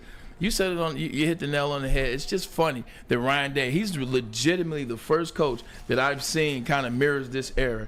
The social media era, everybody's sensitive, everybody running around, everybody's crying, everybody's, oh, me, and this, that, and the third. He is a coach that, like, I would say reflects this era, this 2023. Sad and pathetic is who he is. And I can't wait till they win without Jim Harbaugh on the staff. None of those coaches from Ohio State that I named would have resorted to this stupidness. Oh, you know what? I'm cheating, but let me point out what you're doing. Nobody will resort to that. There's a code. There was a code. That code is gone. And Ryan Day will be gone after this Saturday. Hope so, guys. I just don't like how it all unfolded, and I gave you my opinion. I think the game's going to be a lot closer than I wanted it to be. Yeah. But that aside, what Ohio State did, obviously, they were a rat. Like Braylon said, you had a code, they were a rat. Michigan might have taken the sign stealing to another level, and these teams didn't like it. They couldn't compete with them anyway, except Ohio State. They competed with them. But the other teams, they can't compete with them. Let's just face it.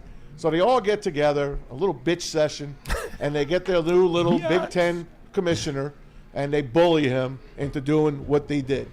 And I don't know how it's gonna end up, but to not have Jim Harbaugh on the sidelines for this game bothers the hell out of me. And this is something that to me it just ruins a great season. Even if they beat Ohio State, I think it ruins a great season. They just couldn't put up with it, I guess. I think it almost puts a cherry on top, man. You think? Well, let them win first. So yesterday night, it's funny that you would talk about, Purdue got Ohio State's. Purdue got information from Ohio State and Rutgers. Greg Schiano and Ryan Day last year. I was at the game. I was at that Purdue-Michigan game, and I'm watching it. And I'm not trying to be that guy, but it's funny. Purdue was winning at one point in the game, and Purdue had some, it looked weird. It's kind of like Greg Schiano, man. You knew some weird stuff was going on. Purdue was in spots that I was like, how the hell are they in these spots? Later on, the game got blown open, and Michigan won 43-22. But early on in that game, Purdue should not have been hung around. They should not have been in the places that they were in. They were waiting for passes. They were waiting for plays. I'm like, damn. And at this time, I'm not thinking about scouting. I don't know anything about the signs and this and colluding. I'm like, damn, Purdue's really on today. Like, I was watching the game with Cliff Averill. Didn't they go on a 4th down early in that game and they didn't get it? Yes. Had they gotten it, it might have been a different game. I'm watching the game with Cliff Averill, Purdue legend, Lions, won the Super Bowl with Seattle. Yeah, Seattle. I'm sitting there with him. He's talking stuff, and I'm like, oh, man, what Michigan team is this? And now you hear about the collusion and how it happened, and it makes sense, is all I'm going to say. He'll have all the time in the world to iron his pants and dye his beard after Saturday. Black beard. I mean, it's just this Bluto. I call him freaking Bluto. guy, man. I say there might not be. He used to be a cold. There might not be 5 people in sports that bug me as much as Ryan Day bugs me. Bro, when he attacked 88-year-old Lee Corso and 87-year-old Lou Holtz. He went after both of them. He went after both of them, That's Maz. That told you everything you needed to know about it. And by the way, they beat this tough team. They're so tough. Notre Dame. This tough team sucks. This tough team sucks so bad. Notre Dame lost somebody Notre bad. Dame sucks. Oh my God, this is so great. I used to be a different league. Like when I was playing the Big Ten, I'm not sure how we go way back, but like Barry Alvarez and Glenn Mason and Tressel or Cooper or Lloyd or like everybody was a respect. Barnett, like it was respect. It was handshakes. You saw coaches talking. You saw coaches respect. He was like, "Hey, I got your signals. Hey, I got yours. So what? We'll see what happens." I'm being funny now, but now I want to. What is the handshake look like? It's just 1 second. If I'm Sharon Moore, I'm not shaking Ryan Day's hand. I wouldn't either. I'm not shaking his hand. Win, lose, or draw. Kiss my ass. No, not before the game and not after. I'm not shaking Ryan Day's. Shake his hand for what? How important is this game, guys? Really, think about it. Let me take a break and we'll answer that question next. We'll take a break. We'll answer that question next. First, a message from the Hamlin Pub. For a bar where you are a regular, Hamlin Pub is just a place where everyone is a regular, whether you're enjoying half-off pizza on Thursdays or game day specials for Michigan sports and NFL games. Hamlin Pub is, of course, the place. So why not go to any of Hamlin Pub's 7 locations in the Metro Detroit area? Hamlin Pub, where everyone, and I mean everyone, is a regular. Brace yourselves, Detroit. As the sun begins to set, 2 of Woodward Sports' brightest young stars will be taking the mic for a brand new show. Woodward Nights with Spooner and Broder. The dog days in Detroit are over, and the boys are unleashed. Join in on the banter and hop on the bandwagon of the #1 night show on the internet. Tune into the Woodward Sports YouTube channel every weeknight from 8 to 10 p.m. Woodward Nights with Spooner and Broder.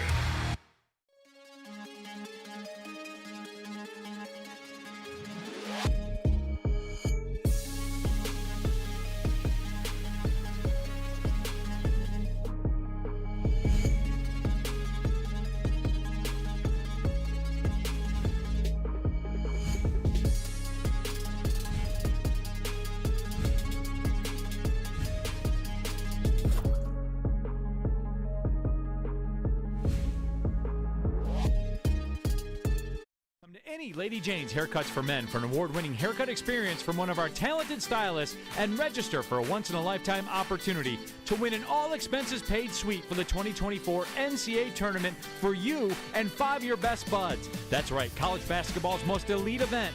You and your 5 best friends just get to any Lady Jane's today for an award-winning haircut experience and automatically register to win the trip of your dreams. Lady Jane's Haircuts for Men, open 7 days a week. Walk in anytime. Lady Jane's, it's wicked awesome.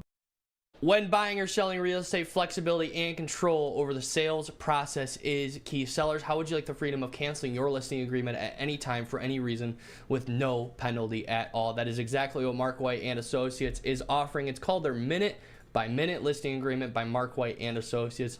Want to try Mark White's risk-free minute-to-minute listing agreement today? Go to markwhitesells.com or call 248-290-8242, markwhitesells.com, where flexibility meets success.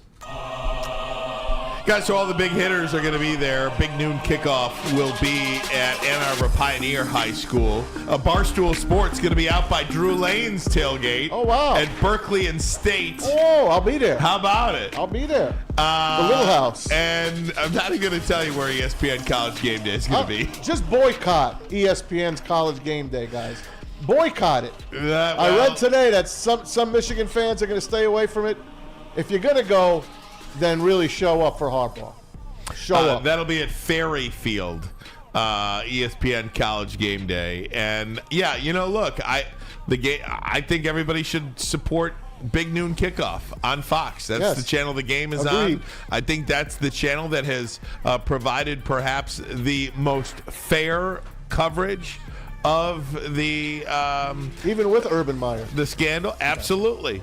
Look, they've covered it. They've been fair about it, what it means, and I think that's what Michigan fans and everybody in Ann Arbor on Saturday should support. Is Big Noon Kickoff. Nobody's supporting that propagandist network that's ESPN. It's crazy because when we were in high school, when we were in college, bro, it was a dream to be on Game Day. It was a dream. When Game Day came to your school, oh, man, it was so fun the whole week. All the fans would get excited. You get excited as a player. You got to turn up because whatever you did in this game, it's going to be on those 4 letters. You get to see some highlights. Or you get to see your boy knock somebody out and catch a touchdown. But now all they do, man, is just propaganda. It's like they promote whatever agenda they want to promote. They truly are backed by Disney. So I wouldn't go over there. I would go to Big Noon Kickoff. I wouldn't support them, or I wouldn't wear any Michigan stuff over there. Like, if you just really want to go, shoot, put on another T-shirt on or put another coat on, but don't rep Michigan letters. They don't deserve to see that Block M hanging around their goofball selves. How big is this game to Michigan, Maz? You asked that question. Yep. Can I give you my opinion? Yeah. If they don't win it, I think it's a wasted 3 years. And it's because everyone is going to paint it that way. And that would make me very sad, considering I know how good those teams were that won those games and made that playoff. They didn't win because of Connor Stallions. They did not. Connor Stallions did it with the phone. Everyone else did it their way. Everyone had the signs. Everybody has everybody's signs. So everyone here on the chat that's telling me, take your medicine, your guys are soft, go F yourselves. Everyone cheats. They've been cheating since before I was born. And I'm 61 years old. All right, so grow up and take your medicine. It is what it is. Michigan cheated. Yeah, they did. But someone ratted out this Connor Stallions thing, and because of a phone, they got to pay the penalty now. How big is this game to Michigan? I think Michigan is playing this game for the 2022 team, the 2021 team, and the 2023 team. I do believe this, like John U. Bacon said with us yesterday, is worth 3. And that's even fringe, because no matter what happens this year, you saw the people like Feinbaum, like, not that he matters, but he does help create a narrative on ESPN and in college football circles, because he does have a voice. He's got a big, booming voice in college football. And when he says that even if Michigan wins the national championship this year, that he won't recognize them, there's nothing you're going to do with those people. There's nothing you're going to do with those people other than you have the power to ignore them, or you have the power to care what they have to say. And if you're going to, like some idiot like that, if you're going to, what advantage will Michigan have against Ohio State on Saturday? Better players. What advantage will Michigan have against Georgia in any national championship game? So you're not going to count that if they win?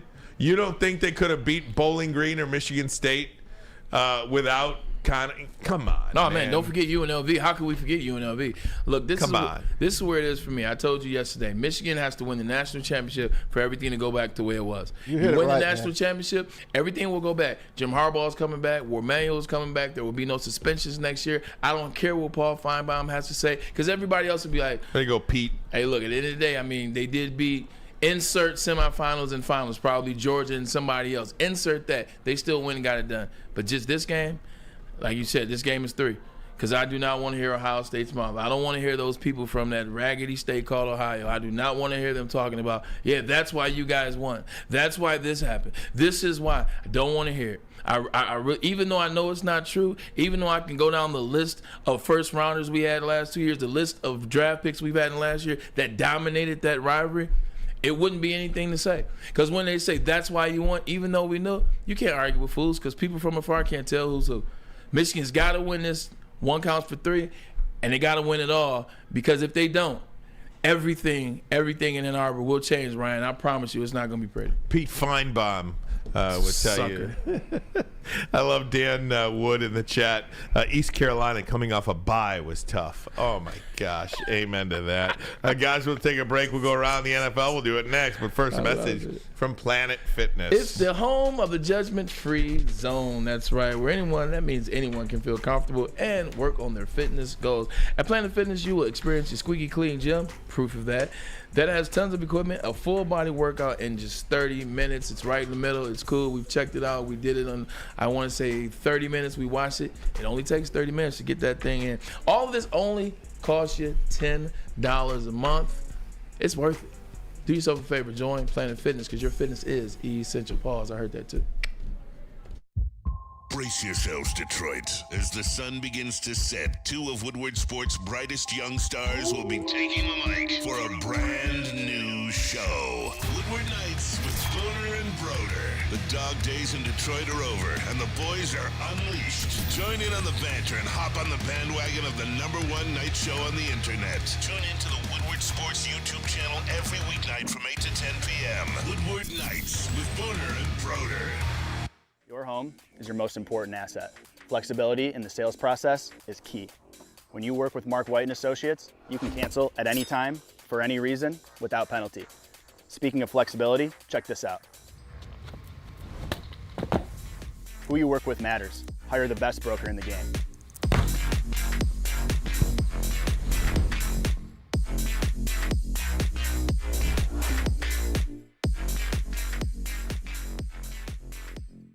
Calling all landscapers. This is Darren McCarty.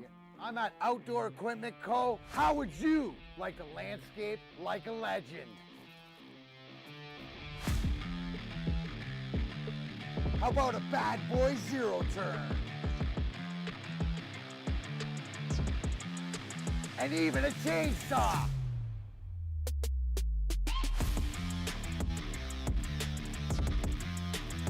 And even a weed whipper. Whether you landscape for your job or landscape for fun, get all your equipment from Outdoor Equipment Co., the official equipment provider of Woodward Sports. Michigan grown, family owned. OutdoorEquipCo.com. Hey guys, when it comes to your pet, give them the best. Give your pet the best. It's Premier Pet Supply, hands down Michigan's best pet store. Family owned and operated for over 30 years, 13 Metro Detroit locations. They've got over 60 brands of food at the lowest prices available and curbside delivery to boot. How about it? Give your pet the best. It's PremierPetSupply.com. Oh, we can't have nice stuff. But you can have Bullseye. Oh, that's right. I apologize. Yo, this Thursday and every Lions home game, come on down to Lions VIP tailgate at Shed 5 Eastern Market. Bullseye Event Group.com is how you go get tickets, man. You come down there, long drink, 9:30 to 1 or 9:30 to 12. When the game starts, you got to be out of there, man. But they have food, great camaraderie, great vibes, and also Woodward Sports Network is there, man. So you don't want to pull up. You never know who you might run into. You might get a chance to be on the show and win some things. So come down to Lions VIP tailgate with Bullseye Event Group today. We are admiring the back wall. Man, here. I was stuck. A beautiful graphic that was made. Beautiful.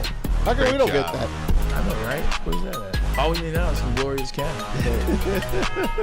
Hey, it's time now to go around the NFL. Tom Mazaway. All right, fellas, we talked about last night's Monday night game that goes to the Philadelphia Eagles. They remain the NFL's best record at 9-1.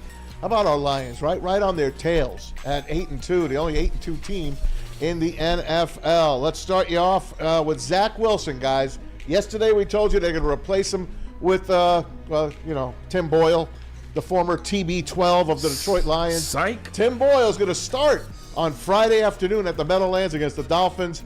But Zach Wilson has been demoted to the third-string quarterback. Supposedly, they're still going to dress him and have him on the sidelines. They probably should have just let him stay home because he'll never play another game for the New York Jets, and probably Robert Saleh's playing out the string as well. They want him dead in New York. Yeah, it's not Robert Saleh's fault. It's definitely Joe Douglas as well as the powers that be. But even beyond that, see, this is how you ruin players.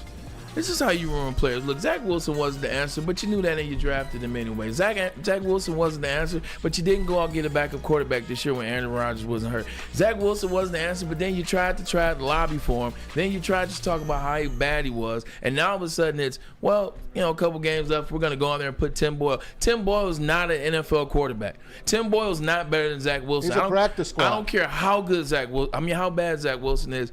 He's not better than Zach Wilson. Trevor Siemian, this isn't his team. Now you got a guy that you drafted and you shouldn't have drafted, you shouldn't have doubled down, and you shouldn't have tripled down on. Now you're not going to dress, now you're going to demote the third-string quarterback. Now you're going to make him dress and come out here, have to deal with all the ridicule. Just get him through the end of the season. You guys just get to the end of the season and then cut ties with him. Let him go. This is when you destroy people's mental. This is when you destroy people's, like, damn, I'm third-string quarterback. What do I do? Look, I've just seen this happen too often before, man, and like guys never recover from this. Sad. Like guys never recover. I don't think he will either. No, he won't. I'm praying that he will, but he won't. How do you? Like, this is New York. New York. When you're doing bad, you couldn't have went to a worse place. You can be like in Cleveland when we were having bad seasons. I can't go out on the bike, get a bite to eat. I can't go out in public. I can't go to the movies. Can you imagine him in New York, New Jersey? And now he'll be known around the world, or around the country at least. I ain't gonna say around the world, but around the country. You see him in Tampa. Ain't that the quarterback from the Jets that sucked? Let me say something about Zach Wilson. There was a time where Aaron Rodgers kind of took this kid under his wing, right? Remember, he was showing up at games. It was looking amazing. Showing up at games, trying to teach him, do things. He hasn't been there the last few times, especially this game on the road. Where'd they play last week? Buffalo? No Aaron Rodgers there to help him on the sidelines, to be up in the booth talking to him. Remember Sam Darnold? Yeah. The Jets this is a pattern. Sam Darnold, Mark Sanchez. It's not good, man. The butt fumble with Mark Sanchez. Yeah. After that happened, and he removed him. Sam Darnold, I see ghosts. Here's Zach Wilson. Like, they're starting to have a pattern of just destroying. Yeah. Can I ask one question? Geno Smith. Yeah. How bad is Trevor Siemian that he's the backup to Tim Boyle? Yeah, I don't get it. I never understood why they signed him to begin with. They must have signed him, and he never had to be around. They must have say, hey, you're just on the team, but you don't have to come unless we need you. Well, Joe Flacco went to the Browns. Flacco played for your team. They should have probably brought him in at the beginning of the year as a good veteran backup to help this guy. They can't bring up Jets and Joe right now. No kidding. Broadway Joe under fire. I know, even he's in trouble now. From 1940. He's in trouble for 1940. Here's one for you. Joey Bosa from the LA Chargers. He goes on. He's going on the IR with it's a foot injury, and he was basically crying and slamming his fist on the cart that took him out the other day. Looks like Joey Bosa, and why should he play the rest of the year? He's basically out for the year. Chargers are going nowhere. The Bosa brothers as a duo get hurt so much. I mean, they're the injury-prone tag. They're freakishly strong, large, workout, paws, human beings. It happens. I mean, Nick Bosa and Joey Bosa, they're both 6'5", 285. They both run damn near 4'4", 4'5". Those guys, and you play in a violent position in a violent game, man, and it's just always something happen. I mean, T.J. Watt's always hurt. Yeah. J.J. Watt's always hurt. Big muscular guys. It happens. Yeah. I mean, because it's fiends. consistent contact. Guys like Alex Karras, Chuck Bednarik, those kind of guys never got hurt. They never worked out either. They just lifted cars, basically. And drank and smoked. Basically on the field. How about the other day? I told you about this game, the Sunday night game. Aiden Hutchins had a couple little nicks and injuries and things like that. What'd you have? I'm saying Aiden Hutchins is another guy that size. He's had a couple nicks, but knock on wood and pray. Workout warriors, man. Yeah, this is true. Some things go wrong with those muscular guys. Remember that? That's why I'm go into it. Boxing. You can I don't know anything about that. Well, yeah, neither do I. But Kareem Jackson the other day, the Denver Broncos safety, already been suspended for a helmet-to-helmet hit. He's back on the field on Sunday, and he launches himself at Josh Dobbs of the Vikings. Launches himself into his helmet, fumble, They pick it up, and they wind up scoring and getting the game winning. It wasn't even touchdown. a penalty on that, No was there? penalty, no nothing. He's suspended again for 4 games. There's no room in the NFL for a guy like this who just throws himself head first at people. Isn't that what Tom Brady was saying, though? This happened before, and what happened? That guy's out the league. Vontez Burfict. Vontez Burfict was out there. This guy's got to be gone. Because at the end of the day, it's to do it a couple times. It's like, hey, we get it. We understand that it's full speed. We understand we're trying to get you to tackle a certain way. You can't think on the fly. You get to doing it 4, 5, 6, 7 times. It's like, all right, man, you gonna hurt somebody really bad. What did Brady say about it? Well, just talking about not knowing, not being coached. No, just talking about how the guys that are on all the highlight reels wouldn't be able to play in today's football. Like this guy, he would have been celebrated 10, 12, 15 years ago, 20 years ago. He would have been on every highlight video that you could ever imagine. Vontez Burfict, you put him in the 90s, he might be in the Hall of Fame. That's what I was gonna say. It's just a different game. It's a different version of football. Yep. And it's like flag football. Well, that's just kind of what it feels like right now. Is that all you got, Maz? No, I got plenty more. Oh, okay. I got plenty more. We talked about Travis Kelce earlier, and we said, hey, I think he's leaning towards retirement. So, in fact, he is leaning towards retirement. His body's breaking down. He's been hurt since what? He didn't play against the Lions. He's been hurt since the preseason and working his way back. But I think mainly I could see the Kelce brothers together walking away. That's the only thing I've never really been open about, the discomfort, the body in which he just can't come back from anymore. Yeah, and then too, the good thing about what the NFL has done in terms of contracts, well, the good thing for these guys, I kind of missed that boat, but the good news is you make good money early, and a lot of sponsorships, and even teams kind of push you in the direction of sponsorships and deals so that you're able to, like the monetization of what you are in your years in the NFL, it happens fast. This has been going on for a little while now. Patrick Willis, you saw him, he said, you know what, I'm out. Not Paul Leslie, but Carolina Panthers linebacker, Luke Kuechly. You saw he did a walking concussion. 100%. Like guys like Doug Baldwin, like guys are like, hey, look, I made some good money, made a lot of good money. Let me transition and go to another field and make some money in the podcast or do other things. Guys have made a lot of money earlier now. So, at the end of the day, what does Travis Kelce have to prove? He beat his brother in the Super Bowl. It's his second Super Bowl win. They've already called him the greatest of all time. Based on his body of work, I would have to agree with that because it's what you do in the moments. And him and Gronk, I'd say they're tied because I can't put him over Gronk and I can't put Gronk over him. But he doesn't have anything left to prove. And if this year is one of those years where the Chiefs mess around and get beat in the first round of the playoffs or even the second round or it's an ugly win, you really got to evaluate the situation. Do I want to tour the world with Taylor Swift or keep taking this punishment on the field after I already have had a Hall of Fame career? Just quick, Maz, I'm sorry to jump in here, but if I just want to look at the playoff seeds right now, where everything stands. Playoffs. Baltimore would be the number 1 seed in the AFC. You would have a 2-7 matchup between Kansas City and the Pittsburgh Steelers. The playoff situation in the That's ugly. The AFC playoff situation is ugly. Gross. So you've got Baltimore, Kansas City, Jacksonville, and Miami. Those are the 4 division winners right now. You want to know who the 3 wild cards are? Texans, Cleveland, the Texans, and Pittsburgh. Oof. That is some of the ugliest wild card situation in its totality as you will ever have. Yep. There's just not a lot of good football What did I tell you about there. the AFC? Not It's a lot of fool's good gold. football out there. And teams on the outside looking in, Buffalo, Denver, Cincinnati, the Chargers, the Jets. Those are the teams that you thought would be in there, right? They're all flawed. You can attest. You can attest this, or you can place this with exactly what it is. Look at the quarterback play this year.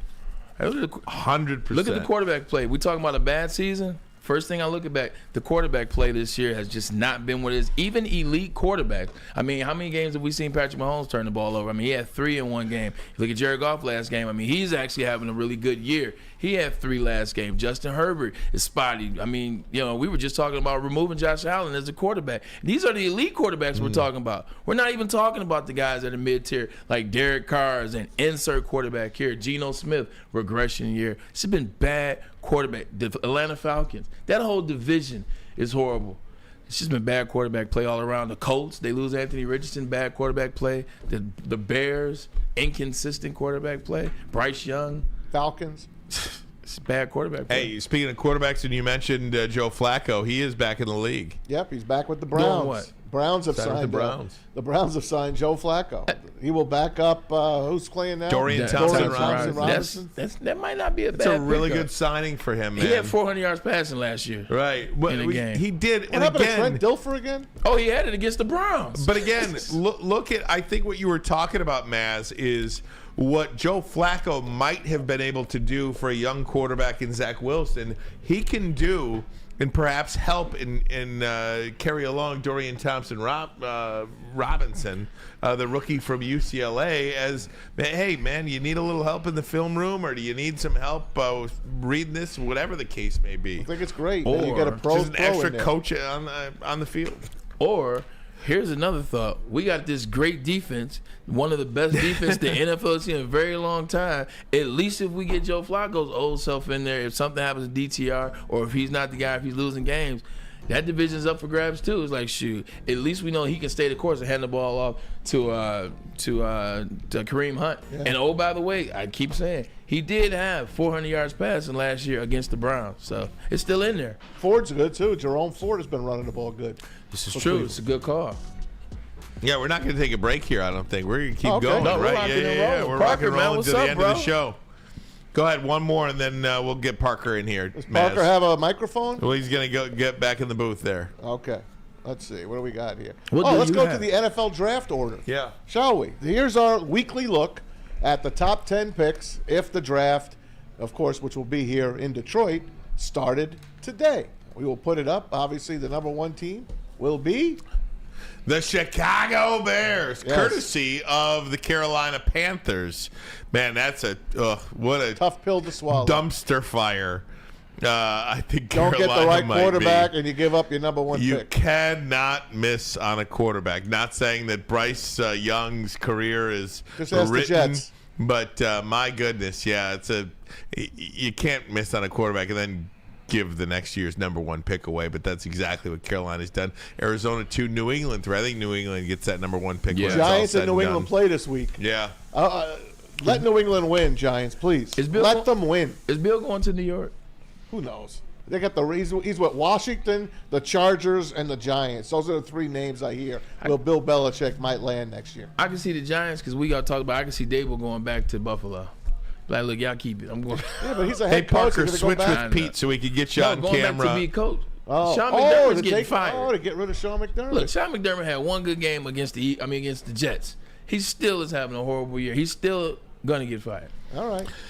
Guys, let's swing it over to Parker now in the TD booth. Parker, today is your last day. Yes, it is. What is happening? Where are you going? Was Maz too much to deal with? Was it me? Was it Braylon? What has driven you out of here? It had nothing to do with here. Absolutely not. I've really enjoyed my 6 months here, and I couldn't ask for a better job straight out of college, honestly. Being around you guys have taught me really a lot, and I'm moving on to the Motor City Rockers as their director of social media marketing and communications. I'll be out there covering the team, traveling with the team, a bunch of stuff like that. And yeah, it's a new chapter in my life, but it's sad to see this one close. For those of you who don't know what the Motor City Rockers are, tell the people what the Motor City Rockers are. And they're not soccer. Yes, they're not soccer. It's a minor league hockey team out in Fraser, actually. It's part of the Federal Prospects Hockey League. A lot of our guys actually get called up to the ECHL. One of our goalies is soon to go there, Trevor Babin. We have a bunch of it's fun. You really think about it, it's like pro wrestling meets small town hockey. That's the best way they play out there in Fraser, right? The Fraser Ice Arena. Yep. What's that called Big now? Boy Arena now. Big Boy Arena now. It's probably one of the best minor league environments you can go to in the state of Michigan, in my opinion. I'm not biased at all, I promise. But it's a great environment. Last home game, we had a 7-1 blowout against the Port Huron Prowlers. Blowout? A lot of Prowlers. Fights. It was a great time. A lot of the fans love it. We have a promo night coming up for our next home game, December 9th, Industrial Night. We're bringing all blue-collar workers for discounted tickets and whatnot. What's the game? When's Braylon What's night? the game after that one? Oh yeah, the game, more important game is December 15th, Ugly Sweater Night, which yours truly, Braylon Edwards, will be there. And it's going to be a great night. They have special jerseys. We do pretty much every promo night. We just did a military night. We had all the patches for the military on their sleeves. It was a great event. That was a 7-1 game actually, and it was great. Hey, don't give us all this chill rhetoric. I want the nitty gritty. Is this when I go to this game and I wear my ugly sweater and I'm supporting the Motor City Rockets, who have a great color scheme by the way? Am I gonna see what was that hockey team that the guy that was supposed to be story based off The Sopranos bought out in Rhode Island or Connecticut, and they ran in like a mob league? It's on. It's 30 for 30? It's like a Netflix. The Jersey Boys? It's something like that, though. Like whatever it was. You got me, but it sounds like a good team. It was a great team. It was like a lot of fighting. It was crazy. Guy owned a waste management company.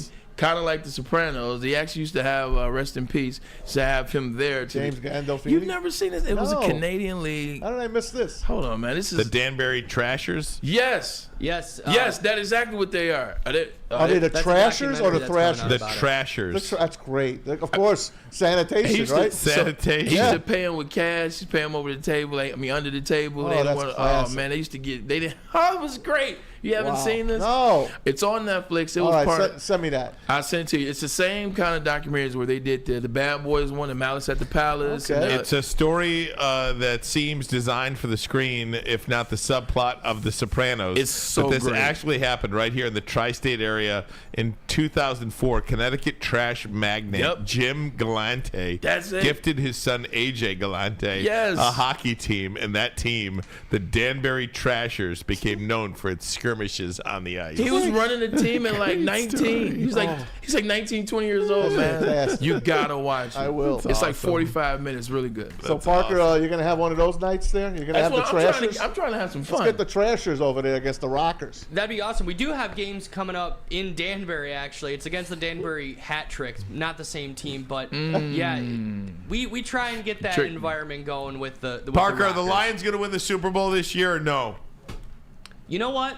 The Lions are going to win the Super There Bowl you this go. year. Good Attaboy. stuff. They're going to beat the Ravens. Hey, thanks for all your hard work, man. Hey, we really appreciate the kid you, that Parker. looks like Peter Parker himself. He does. Well, Spider-Man came to play every day, man. So That's we really great, appreciate man. you, bro.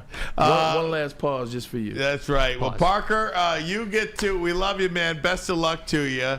And because today is your last day, you get to sign off. Going to give out more turkeys, maybe. Hold on. Before he signs off, I want to tell everyone in the chat, tomorrow, Dan Miller, NFL historian Bill Keenest, and Scott Mitchell joins the big show here tomorrow. Unbelievable. Make sure you join us. Unbelievable. Take it away, Parker. Well, for the guys in the back, for the guys out here in the studio, I really appreciate the 6 months I have had here, and I can't thank you all the fans enough. It was a great show today. Talk Michigan, Lions, Pistons. Hopefully they'll get on a winning streak here soon. But from Braylon, Ryan, Maz, Flannel, Pete, and myself, Thanks, this is Flannel. Ermanni and Edwards with Maz. See you, Parker. Good job, Parker. Way to go.